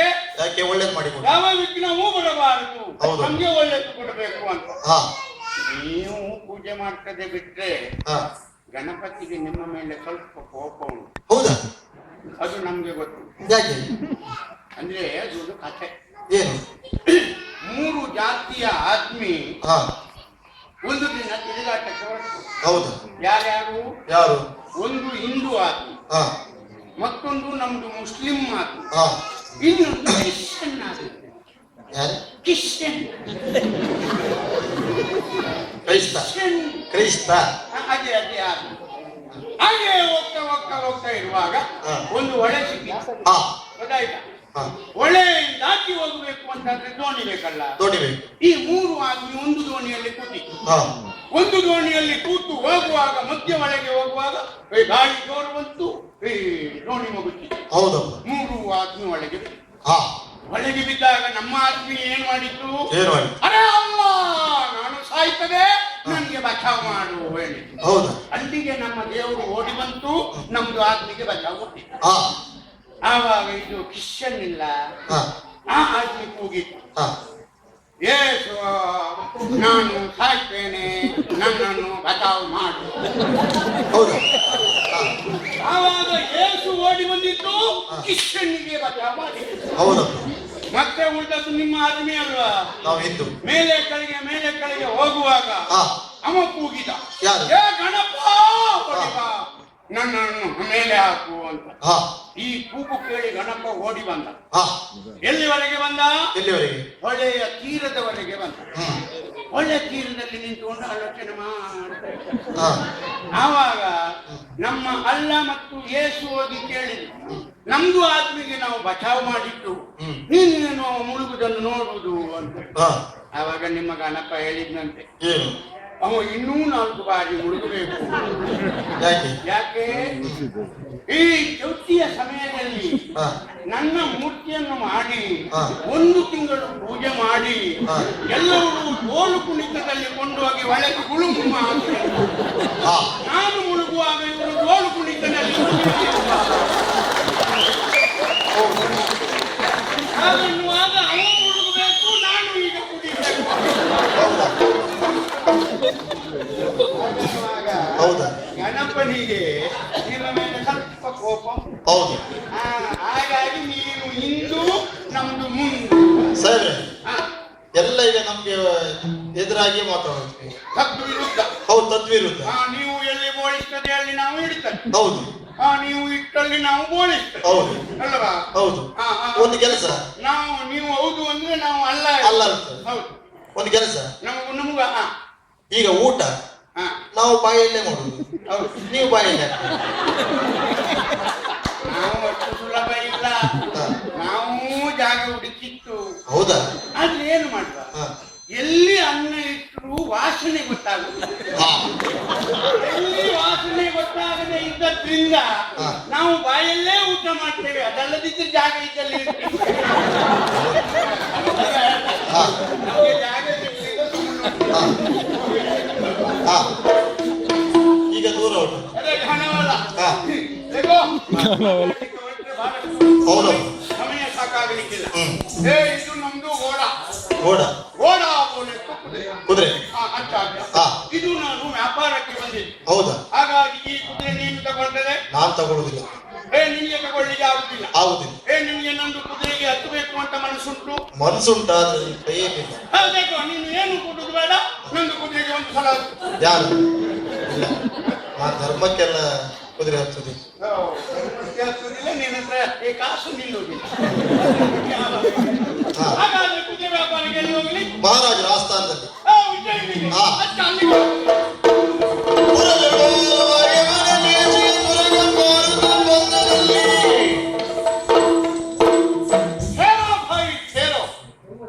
ಅರೆ ಅಮರ ಆದ್ಮಿ ಇದ್ದಾರೆ. ನಾವು ನಿಮ್ ಭಾಷೆ ಕಲ್ತದ್ದು. ನಮ್ದು ಭಾಷೆ ಇಲ್ಲಿಗೆ ಬರ್ತದೆ. ಏನ್ ಮಾಡೋಣ, ನಿಮ್ಮ ಹಿರಿಯರು ಅನೇಕರು ಇಲ್ಲಿಗೆ ಬರ್ತೀವಿ. ಅಚ್ಚಾ, ಅವ್ರಿಗೆ ಒಡನಾಟಕ್ಕೆ ಇಲ್ಲಿಯ ಜನ ಆದಿತ್ತು. ಅಚ್ಚಾ, ಕುಡಿಯುವುದಕ್ಕೆ ನೀರಾದಿತ್ತು. ಅಚ್ಚಾ, ಸೇವಿಸುವುದಕ್ಕೆ ಆಹಾರ ಆದಿತ್ತು. ಅಚ್ಚಾ, ಭಾಷೆ ಬರುತ್ತಿರ್ಲಿಲ್ಲ.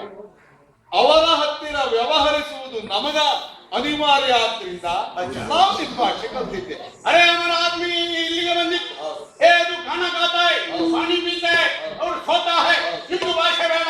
कौन है हमारा बेटा? बेटा नहीं, आपका बाप. ನಂಗೆ ಅಪ್ಪ ಹೇಳ್ತದೆ. ಹಾಗಲ್ಲಪ್ಪ, ನಿನಗಿಂತ ಹಿರಿಯರು ಎನ್ನುವ ಅರ್ಥದಲ್ಲಿ ಅರ್ಥ ಪಾಪರು. ನಮ್ಮಿಂದ ಮೊದಲು ಬಂದವರಾದ್ರಿಂದ ನಮ್ದು ಹಿರಿಯವರು. ನಮ್ಗೆ ಮಾತ್ರ ಹಾಗೆ ಅಲ್ಲ, ನಾವು ತೋಡ ಕರ್ನಾಟಕ ಬರ್ತಾರೆ. ನಿನಗೊಂದು ಭಾಷೆಯಲ್ಲಿ ಇವತ್ತಿನ ಅವಸ್ಥೆ ಏನಾಗಿದೆ ಗೊತ್ತಾ? ನೀನು ಕನ್ನಡ ಬರೆದಿದ್ರೆ ದೊಡ್ಡದಲ್ಲ, ಕರ್ನಾಟಕದಲ್ಲಿ ಇದ್ದವರಿಗೆ ಕನ್ನಡ ಬರುವುದು. ಯಾಕೆ? ಆಚೆ ಎನ್ನಡ, ಈಚೆ ಎಕ್ಕಡ, ಮಧ್ಯ ಕನ್ನಡ ಒದ್ದಾಡ್ತಾ ಇದೆ. ಹೋಗ್ಲಿ. ನಿನ್ನ ಹೆಸರು? ನಿನ್ನ ಹೆಸರು? ನನ್ನ ಹೆಸರು ಬರ್ಕತ್ತಿಲ್ಲ ಖಾನ್. ತಂದೆ ಪುರುಷೋತ್ತಿಲ್ಲ. ಅರ್ಥ ಆಯ್ತು ಬಿಡು. ಆ ಪುರುಷೋತ್ತಿಲ್ಲದೆ ಹುಟ್ಟಿದ್ರಿಂದಲೇ ನೀ ಬರ್ಕತ್ತಿದ್ದೆ.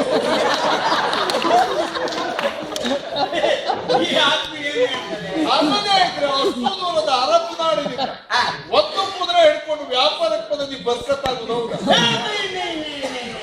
ಯಾರು ಹೇಳಿದ್ರು ನಾನು ಒಂದು ಈ ಕುದುರೆ ಹಿಡ್ಕೊಂಡು ಬಂದದ್ದು ಅಂತ? ಮತ್ತೆ ನಾನು ಅರಬಿಯಿಂದ ಹೊರಡುವಾಗ 100 ಕುದುರೆ ಹಿಡ್ಕೊಂಡು ಬಂದಿದ್ದೆ. 99 ಮಾರಾಟ ಹೋಗಯಾ?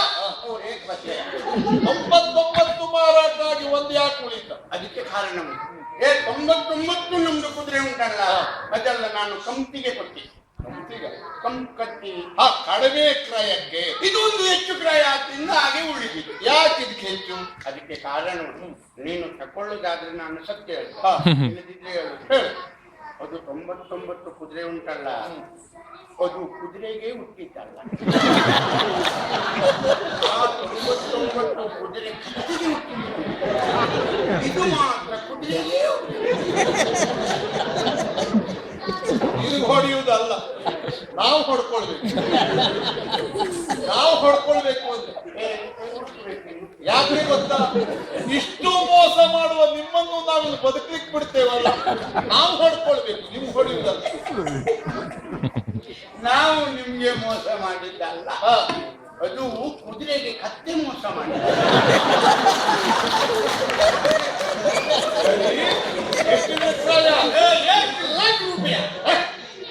ಮಾತಾಡ್ತಾ ಇದ್ದೀವಿ. ಒಂದು ಕುದುರೆಗೆ 1 ಲಕ್ಷ ರೂಪಾಯಿ ಮಾತನಾಡ್ತಾ ಇರೋದು. ಯಾರ ಹತ್ರ ನೆನ್ಪುಂಟ ನಿನಗೆ? ಯಾರು? ಉಜ್ಜಯಿನಿಯ ಪ್ರಭು. ಅರೆ ಸಲಾಂ ಮಾಡಕ್ಕೆ ಸಲಾಂ. ಹೌದೇನೋ? ಲಕ್ಷ ಕೊಡುವುದಕ್ಕೆ ಕೃಪಣತೆ ಅಲ್ಲ, ಲಕ್ಷ ಅಲ್ಲ, ನಮ್ಗೆ ಲಕ್ಷವೇ ಅಲ್ಲ. ಮತ್ತೆ ನಾನು ಸುಮ್ಮನೆ ಯಾಕೆ ಮಾತಾಡ್ಬೇಕು? ಲಕ್ಷ್ಯವೇ ಇದ್ದಿದ್ದವಳ ಹತ್ರ ಲಕ್ಷ ನಮಗೆ ಲಕ್ಷವೇ ಅಲ್ಲ, ಗಣನೀಯ ಅಲ್ಲ. ಏನ್ ವಿಶೇಷ ಒಂದು ಲಕ್ಷ? 1 ಲಕ್ಷ ಹೇಳಿಕೆ ಕಾರಣ ಇದ್ರಲ್ಲಿ ಹೇಳ್ತಾನೆ देखो ಏನನ್ನು ಕುದುರೆ ಮೇಲೆ ಕೂತ್ಕೋ. एक मार ये ऊपर जाता है और एक मार नीचे जाता है. ಅಂದ್ರೆ ಒಂದು ಅಡಿ ಅದು ಕೆಳಗೆ ಹೋಗ್ತಾ ಇದೆ, ಮತ್ತೊಂದು ಅಡಿ ಮೇಲೆ ಹೋಗ್ತಾ ಇದೆ. ಯಾಕಪ್ಪ? ಇದು ಭಾಷೆಯಲ್ಲಿ ಮೇಲೆ ಏ ऊपर ऊपर ಕೆಳಗೆ ಅಂದ್ರೆ ಹೀಗೆ. ನೀಚೆ ನೀಚೆ ಜಾತೆ. ಅಷ್ಟು ಮಾತ್ರ ಅಲ್ಲ, ಅದು ಓಡುವಾಗ ವಾಯು ಹಿಂದೆ ಬಿಡ್ತದೆ, ಕುದುರೆ ಮುಂದೆ ಹೋಗ್ತದೆ. ಆರೋಗ್ಯ ಸರಿ ಇಲ್ಲ ಅಂತ ಆಯ್ತು. ವಾಯು ಉಪದ್ರ ಇದೆ ಅಂತ ಆಯ್ತು. ಅದು ಗಾಳಿಯನ್ನು ಹಿಂದೆ ಬಿಟ್ಟು ಕುದುರೆ ಮುಂದೆ ಹೋಗ್ತದೆ. ಆ ವಾಯು ವೇಗವನ್ನ ಹಿಂದಿಕ್ಕಿ. ವಾಯುವನ್ನು ಹಿಂದೆ ಬಿಟ್ಟು ಕುದುರೆ ಮುಂದೆ ಹೋಗ್ತದೆ. ಆಯ್ತು, ಕೊಡ್ತೇನೆ. ಎಲ್ಲಾದ್ರೂ ಮೋಸ ಮಾಡಿದ್ದೆ ಆದ್ರೆ ನಾನು ಎಲ್ಲಾ ಸಾಹೇಬರ ಹಾಗೆ ಅಲ್ಲ, ನಾನು ಅಜ್ಜ ಸಾಹೇಬ. ನನ್ನ ಕುದುರೆ ಮೇಲೆ ಕೂತು ನಾನು ಹೇಳಿದಾಗೆ ಒಂದು ಅಡಿ ಅದು ಓಡಿದ್ದು ನನಗೆ ಹಣ ಕೊಡು, ಇಲ್ಲ ನಿನ್ಗೆ ಪುಸ್ತಕ ಕೊಟ್ಟು ಮೊದಲ ಅಜ್ಜ.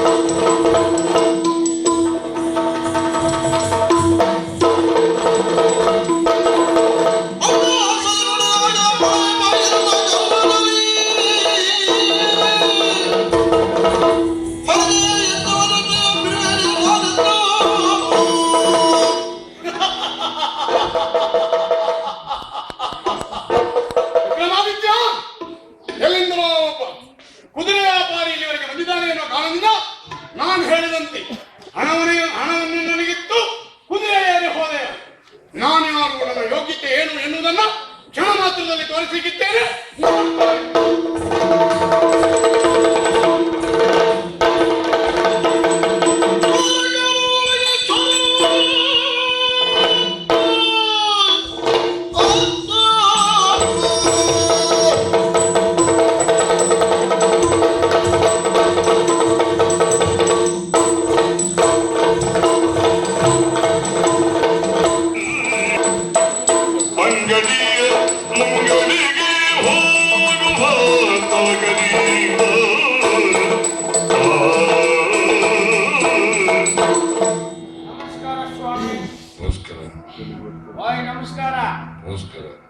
ನಮಸ್ಕಾರ ಅಂತ ನಮಸ್ಕಾರ.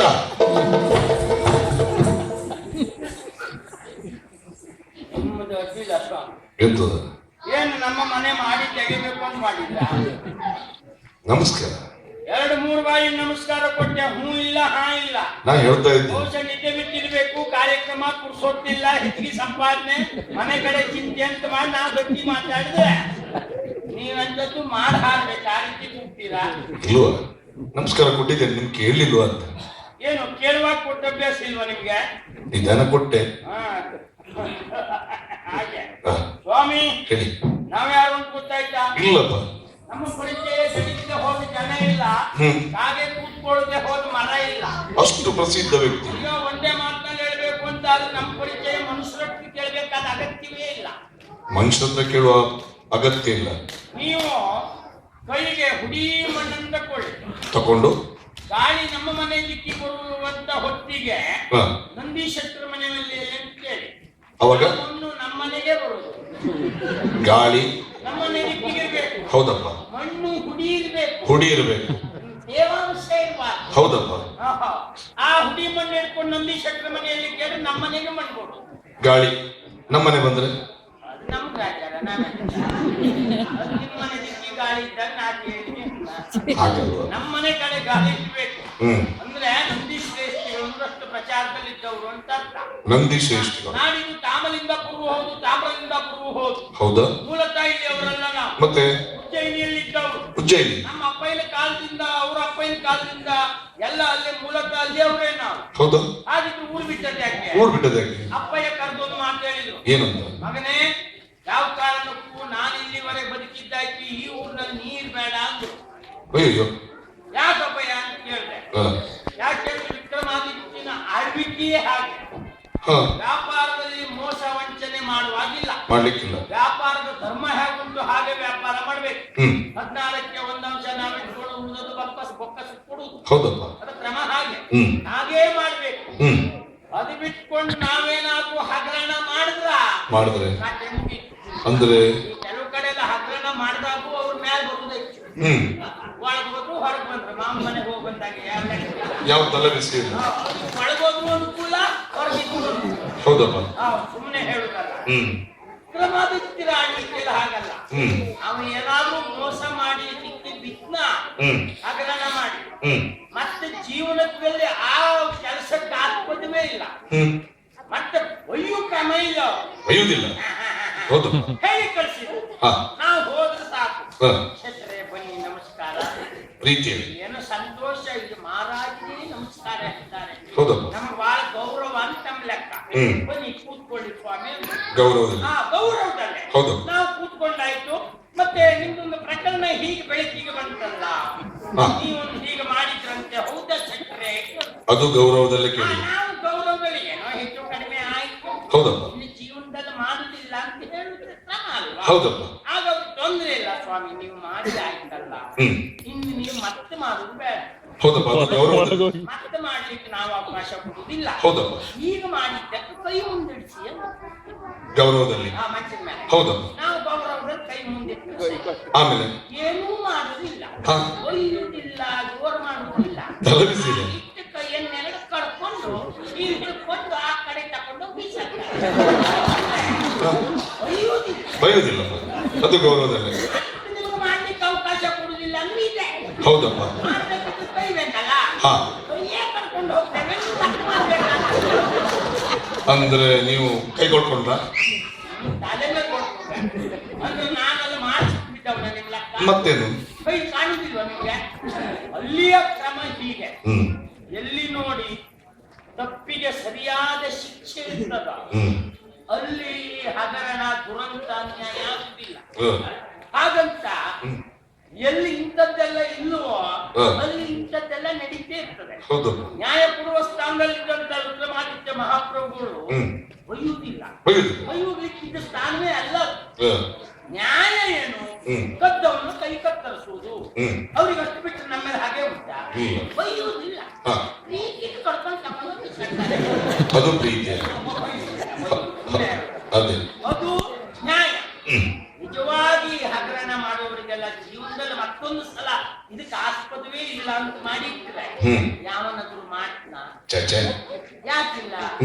ಈಗ ನ್ಯಾಯ ಕೊಡುವವರೇ ಮೊದಲೇ ಮೋಸ ಮಾಡ್ಕೊಂಡು ತಿನ್ಕೊಂಡು ಕೂತು ನ್ಯಾಯ ಕೊಡುವುದು. ಹಾಗಾಗಿ ಅಲ್ಲಿ ಹಾಗೆ. ಹಾಗಂತ ಇದನ್ನು ಕಂಡಂತ ನಮ್ಮಪ್ಪ ಒಂದು ಮಾತು ಹೇಳಿ, ಪ್ರಪಂಚದಲ್ಲಿ ನ್ಯಾಯ ಹೌದು, ಹಾಗಂತ ತೀರಾ ನ್ಯಾಯ ಕೊಡುವುದು ಕಷ್ಟ. 14 1 ಅಂಶ ನಾವು ತಕೊಂಡು ಬೊಕ್ಕಸ ಕೊಟ್ಟರೆ ನಾವು ಜೀವನದಲ್ಲಿ ಉದ್ಧಾರ ಆಗುದು ಕಷ್ಟ. ತಿಂದುಕೊಂಡು ಮತ್ತೆ ಉಳಿದದ್ದು ಮಾಡ್ಕೊಂಡು ಇಲ್ಲಿ ಹೋಗ್ಬಿಟ್ರೆ ಅದಕ್ಕೆ ನೀನು ಇಲ್ಲಿರ್ಬೇಡ ಅಂತ ಹೇಳಿದ್ರು. ನಾನು ತಡ ಮಾಡ್ಲಿಲ್ಲ, ಊರು ಬಿಟ್ಟೆ. ಅಪ್ಪನ ಹತ್ರ ಮೂಲ ಬಂಡವಾಳ ತಕೊಂಡು ಅಂತ ಆಳ್ವಿಕೆಯ ಬಗ್ಗೆ ಗೌರವ ಉಂಟು, ನಮಗೆ ಬೇಡ ಅಂತ ಹೇಳಿ ನಾವು ಊರು ಬಿಟ್ಟು ದೂರದ ಊರಿಗೆ ಹೋಗಿ ಒಂದು 150 ಕೊಡ ತುಪ್ಪ ತಗೊಂಡೋಗಿ ಮಾರಾಟ ಮಾಡಿದೆ. ತುಪ್ಪದ ವ್ಯಾಪಾರ. ತುಪ್ಪದ ಕೊಡ ಎಲ್ಲ 200 ಹೊನ್ನಿಗೆ ಮಾರಾಟ ಮಾಡಿದ್ರೆ ನಾನು 150 ಹೊನ್ನಿಗೆ ಮಾರಾಟ ಮಾಡ್ತೇನೆ. 200 ಎಲ್ಲ 200 ಹೊನ್ನಿಗೆ ಮಾಡುದು. ಹೌದಪ್ಪ. ನಾನು 150 ಹೊನ್ನಿಗೆ ಮಾಡಿದ್ದು ಏನು ಗೊತ್ತಿಲ್ಲ. 50 ಕಡಿಮೆ ಸಿಕ್ತು ಅಂತ ಒಬ್ಬೊಬ್ರು 3-4 ಕೊಡ ತಗೊಂಡು ಒಂದೇ ದಿವಸದಲ್ಲಿ ಎಲ್ಲ ಖರ್ಚಾಯ್ತು. ಹೌದು, ವ್ಯಾಪಾರ ಒಳ್ಳೇದಾಯ್ತು. ನಾನು ಬಿಟ್ಟೆ. ಊರು ಬಿಟ್ರಿ ಅಲ್ಲಿ 4 ದಿವಸದಲ್ಲಿ ಇರುವಾಗಿಲ್ಲ. ವ್ಯಾಪಾರ ಒಳ್ಳೆ ಉಂಟಲ್ಲ, ನಿಮ್ಗದು ವಿಷಯ ಗೊತ್ತಿಲ್ಲ.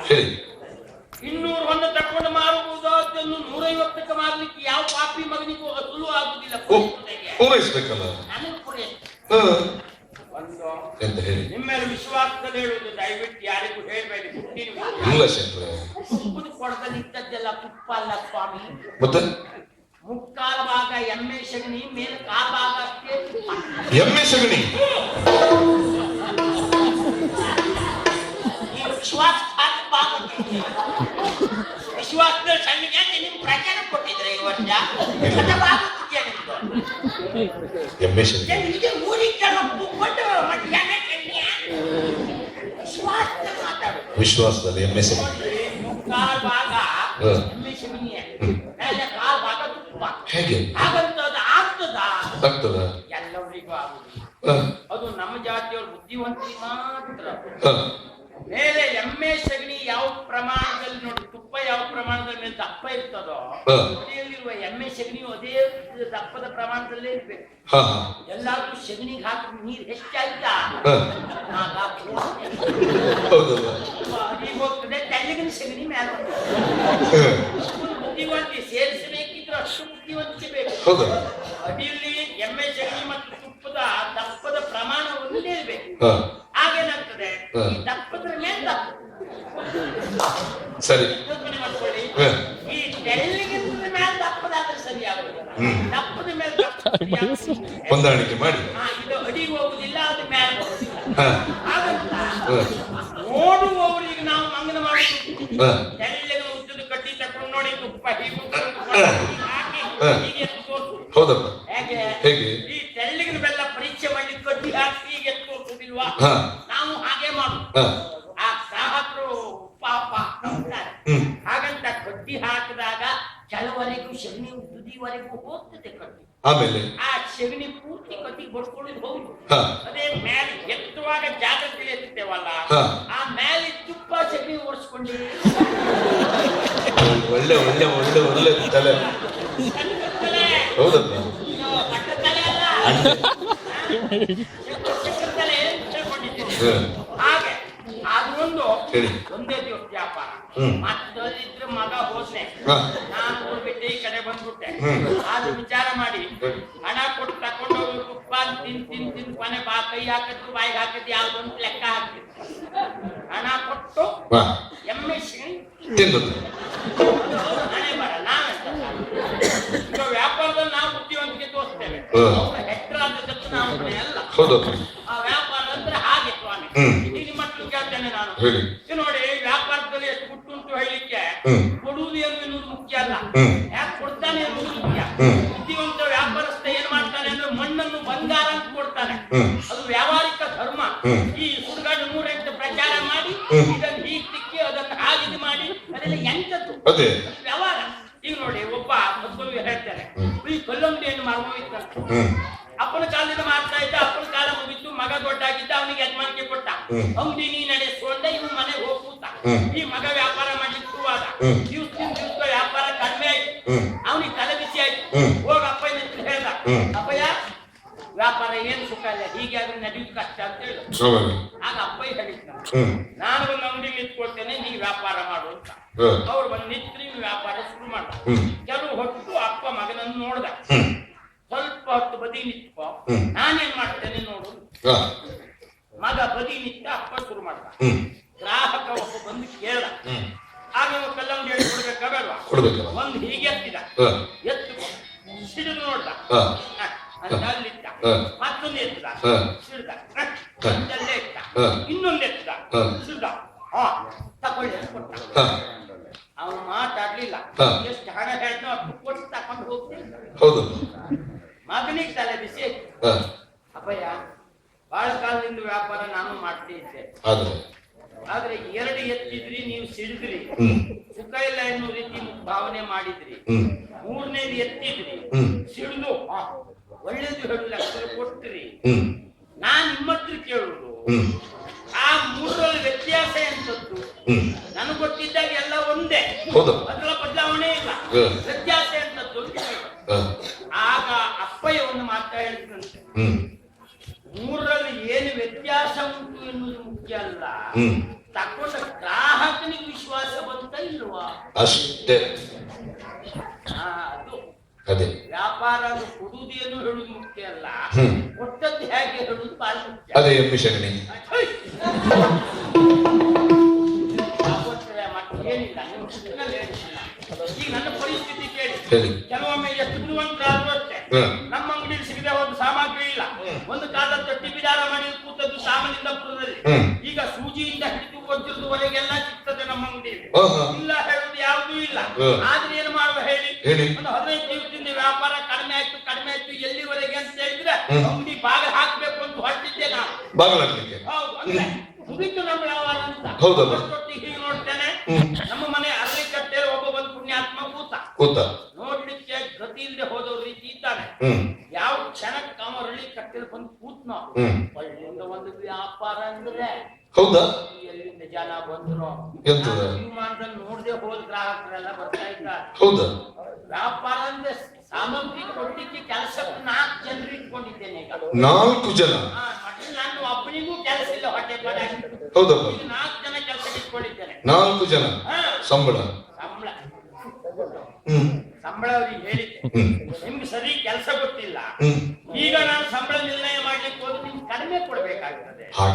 ಸರಿ ಕೆಲಸ ಕಲ್ತ್ಕೊಂಡ ಮೇಲೆ ಹೆಚ್ಚಿಗೆ ಸಂಬಳ ಹಾಕಿ ಕೊಡ್ತೇನೆ, ಅಲ್ಲಿವರೆಗೆ ಹೀಗೆ ಮಾಡಿ ಯಾವ್ದು ಅಂತ ನೀವು ನೋಡಿ ಅಂದ್ರೆ ಅವಳು ರೇಟ್ ಇಲ್ಲ ಅಂತ ಹೆಚ್ಚಿಗೆ ಸಂಬಳ ಸುಮ್ಮನೆ ಇಟ್ಕೊಂಡಿದ್ದೆ.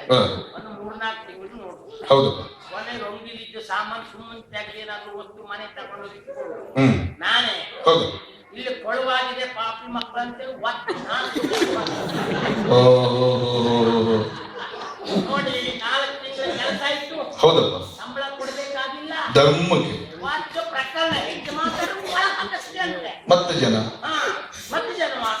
ಅಯ್ಯೋ ಇವತ್ತು ಪ್ರಪಂಚದಲ್ಲಿ ಕೆಲಸ ಇದ್ದೇ ಹೋದವ್ರು ಎಷ್ಟು ಜನ ಇಲ್ಲ. ಅದರಲ್ಲೂ ಈ ಕಷ್ಟಪಟ್ಟು ಮೈ ಕೈ ನೋವು ಮಾಡ್ಕೊಂಡು ಕೆಲಸ ಯಾರಿಗೂ ಬೇಡ. ಈ ಎಣ್ಣೆನೆಲ್ಲ ಹಾಕೊಂಡು ಒಂದ್ ರೀತಿಯಿಂದ ಸಂತೋಷವೇ ಅಂತ ಹುಡುಗ ಮಕ್ಕಳು ಸಿಗ್ತಾರೆ. ಅವರಿಗೂ ಇದೇ ರೀತಿಯಲ್ಲಿ ಹಾಕೊಳ್ತೇನೆ. 4 ತಿಂಗಳ ಮೇಲೆ ಮತ್ತೆ ಅಪವಾದ ಹಾಕೋದಾಗ್ತದೆ. ವರ್ಷ ಹೀಗೆ ಮಾಡ್ತಾ ಇದ್ರು, ಬದಲಾವಣೆ ಮಾಡ್ತಿದ್ರು ಸೈ. ವರ್ಷಿಗೆ ಕರ್ಮಕ್ಕೆ ಜನ ಆಗ್ಲಿಲ್ವಾ?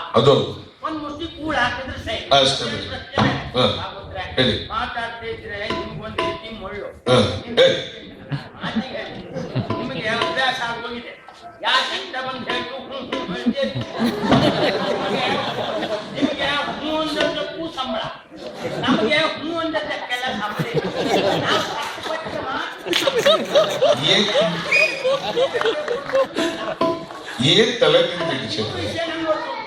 ನೀವು 3 ಜನ ಇದ್ರೆ 2 ಜನರ ಪಾಪ ಕಳಿಸ್ಕೊಂಡು ಅವ್ರದ್ದೇ ಅವಳನ್ನೆಲ್ಲ ಮುಗಿಸಿ ನೀವು ಅರ್ಧ ಬೆಳಗಿಕೊಂಡು ಹೋದ್ರೆ ನಿಮ್ಗೆ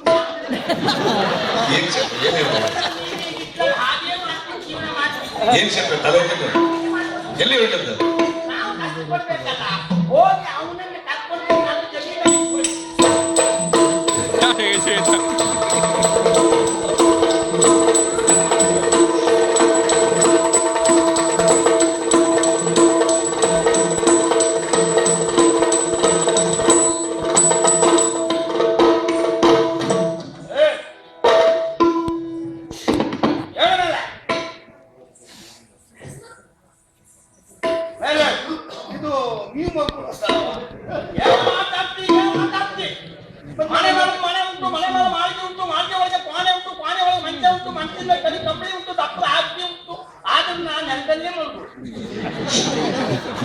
ಯಾಕೆಂದ್ರೆ ಹಾಸಿಗೆ ಹಾಳಾಗ್ತದಲ್ಲ,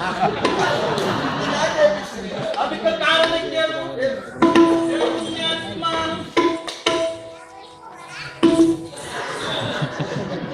ಮುಂದೆ ಬಾ ಓದಿದಕ್ಕೆ ಹೊಡೆಯಲಿಕ್ಕೆ ಮಾಡಿದ್ದಲ್ಲ. ಆಗೋದ್ರಿ ಬಾಯಿ ಹಾಕ್ಲಿಕ್ಕೆ ಕೂರ್ಸೋತಿಲ್ಲ. 3 ಮನೆ ತಲೆ ಬಿಸಿ ಪೂರ್ತಿ ಉಂಟು. ಎಂತ ವಿಷಯ ಅಂತ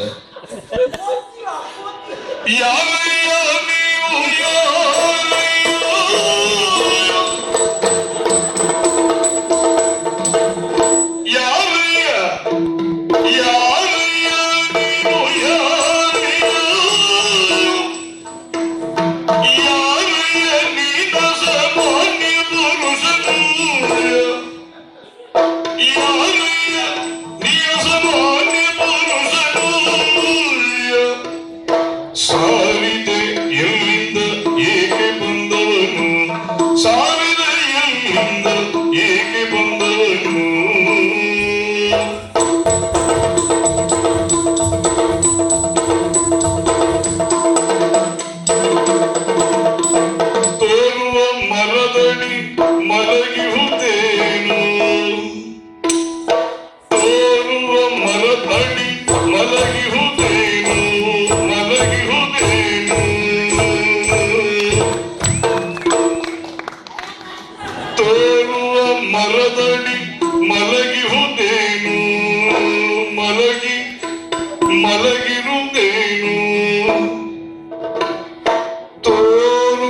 ಮರದಡಿ ಮಲಗಿಹುದೇನು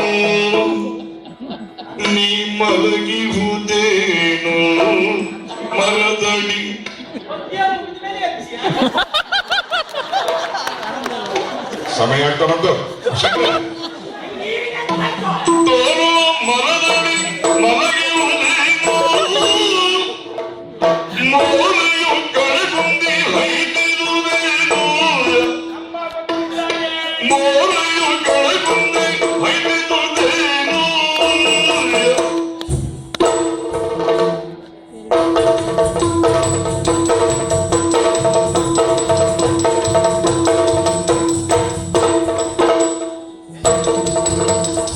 ಸಾವಿರ ಎಲ್ಲಿಂದ ಹೇಗೆ ಬಂದವನು ಯಾರೆಯ ಯಾರೆಯ ಯಾರೆಯ ನೀನು ಯಾರೆಯ ಯಾರೆಯ ಯಾರೆಯ ಯಾರೆಯ ಯಾರೆಯ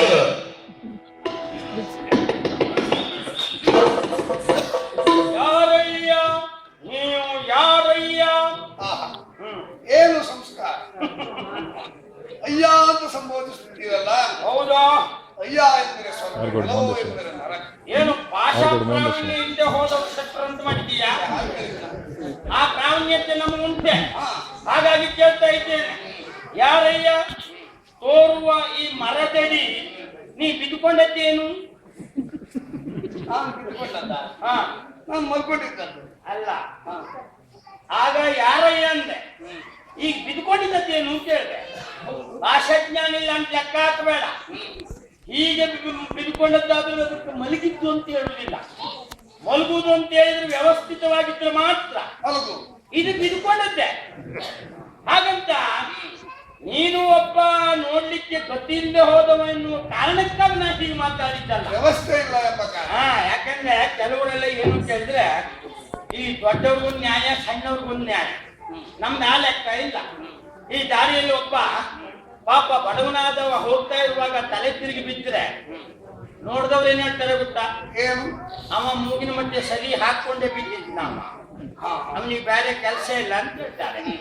ಅದೇ ಶ್ರೀಮಂತ ಒಬ್ಬ ಹೋಗಿ ಕುಡ್ಕೊಂಡೇ ಬಿದ್ದುಕೊ, ಆಗ ಕುಡಿದು ಬಿದ್ದದ್ದು ಅಂತ ಯಾರು ಉಳಿದಿಲ್ಲ. ಅಯ್ಯೋ ಅವರು ಅಂತವ್ರು ಬಹುಶಃ ತಲೆ ತಿರುಗಿರ್ಬೇಕು ಅಂತ ಹೇಳ್ತಾರೆ. ಅವರ ಸ್ಥಿತಿ ಹಾಗೆ. ಆ ಪರಿಸ್ಥಿತಿಗೆ ತಕ್ಕವಾಗಿ ಮಾತಾಡುವ ಪ್ರವೃತ್ತಿ ಅವನಾನಲ್ಲ. ಹಾಗಂತ ನಿನ್ನ ಪರಿಸ್ಥಿತಿ ಕಂಡೇ ನಾನು ಹಾಗೆ ಮಾತಾಡಿ. ಒಳ್ಳೆ. ಹೌದನಯ್ಯ? ನೀನ್ ಯಾರು? ಎಲ್ಲಿಂದ ಬಂದದ್ದು? ಯಾಕೆ ಅಲ್ಲಿ ಕಟ್ಟೆ ಅಡಿಯಲ್ಲಿ ಮಲಗಿದ್ದಿ? ನಿನಗೇನಾಗ್ಬೇಕು ಎನ್ನುವುದನ್ನು ಹೇಳ್ತೀಯಾ? ಸ್ವಾಮಿ, ಓ ಈವರೆಗೆ ನನ್ನನ್ನು ಯಾರು ಕೇಳಿದ್ದಿಲ್ಲ. ಆಹಾ. ತಾವು ಕೇಳ್ತೀರಿ ಅಂತ ಅಂದ್ರೆ ತಾವು ಯಾರು ಅಂತ ನಾನು ತಿಳಿಯಬೇಕಾಗಿದೆ.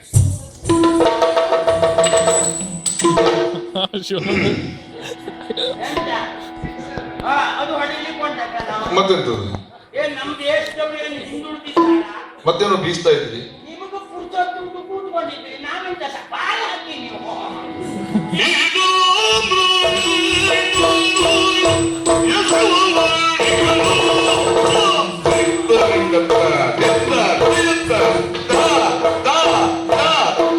ಶೆಟ್ರೆ ತಲೆ ತಲೆ ಟೊಪ್ಪಿ ಶುರು ಮಾಡುವ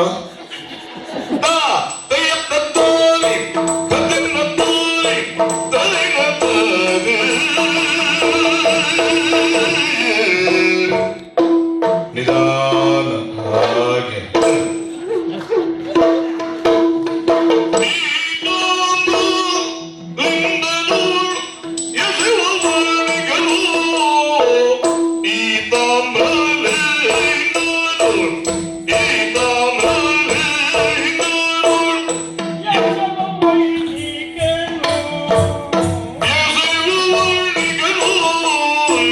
ಎಸೆಗಂದು ಬೀಸಾಡೋದು ಅಂತ ಅರ್ಥ. ಅದೇ ಅಂತಲ್ವಾ? ಏನ್ ನಮಗ್ ಕಳಿಸ್ತೀರಾ? ಓಹೋ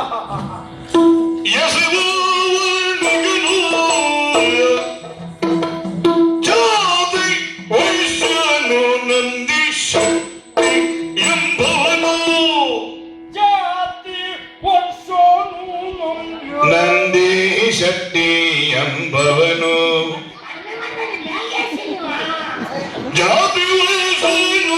ನಂದಿ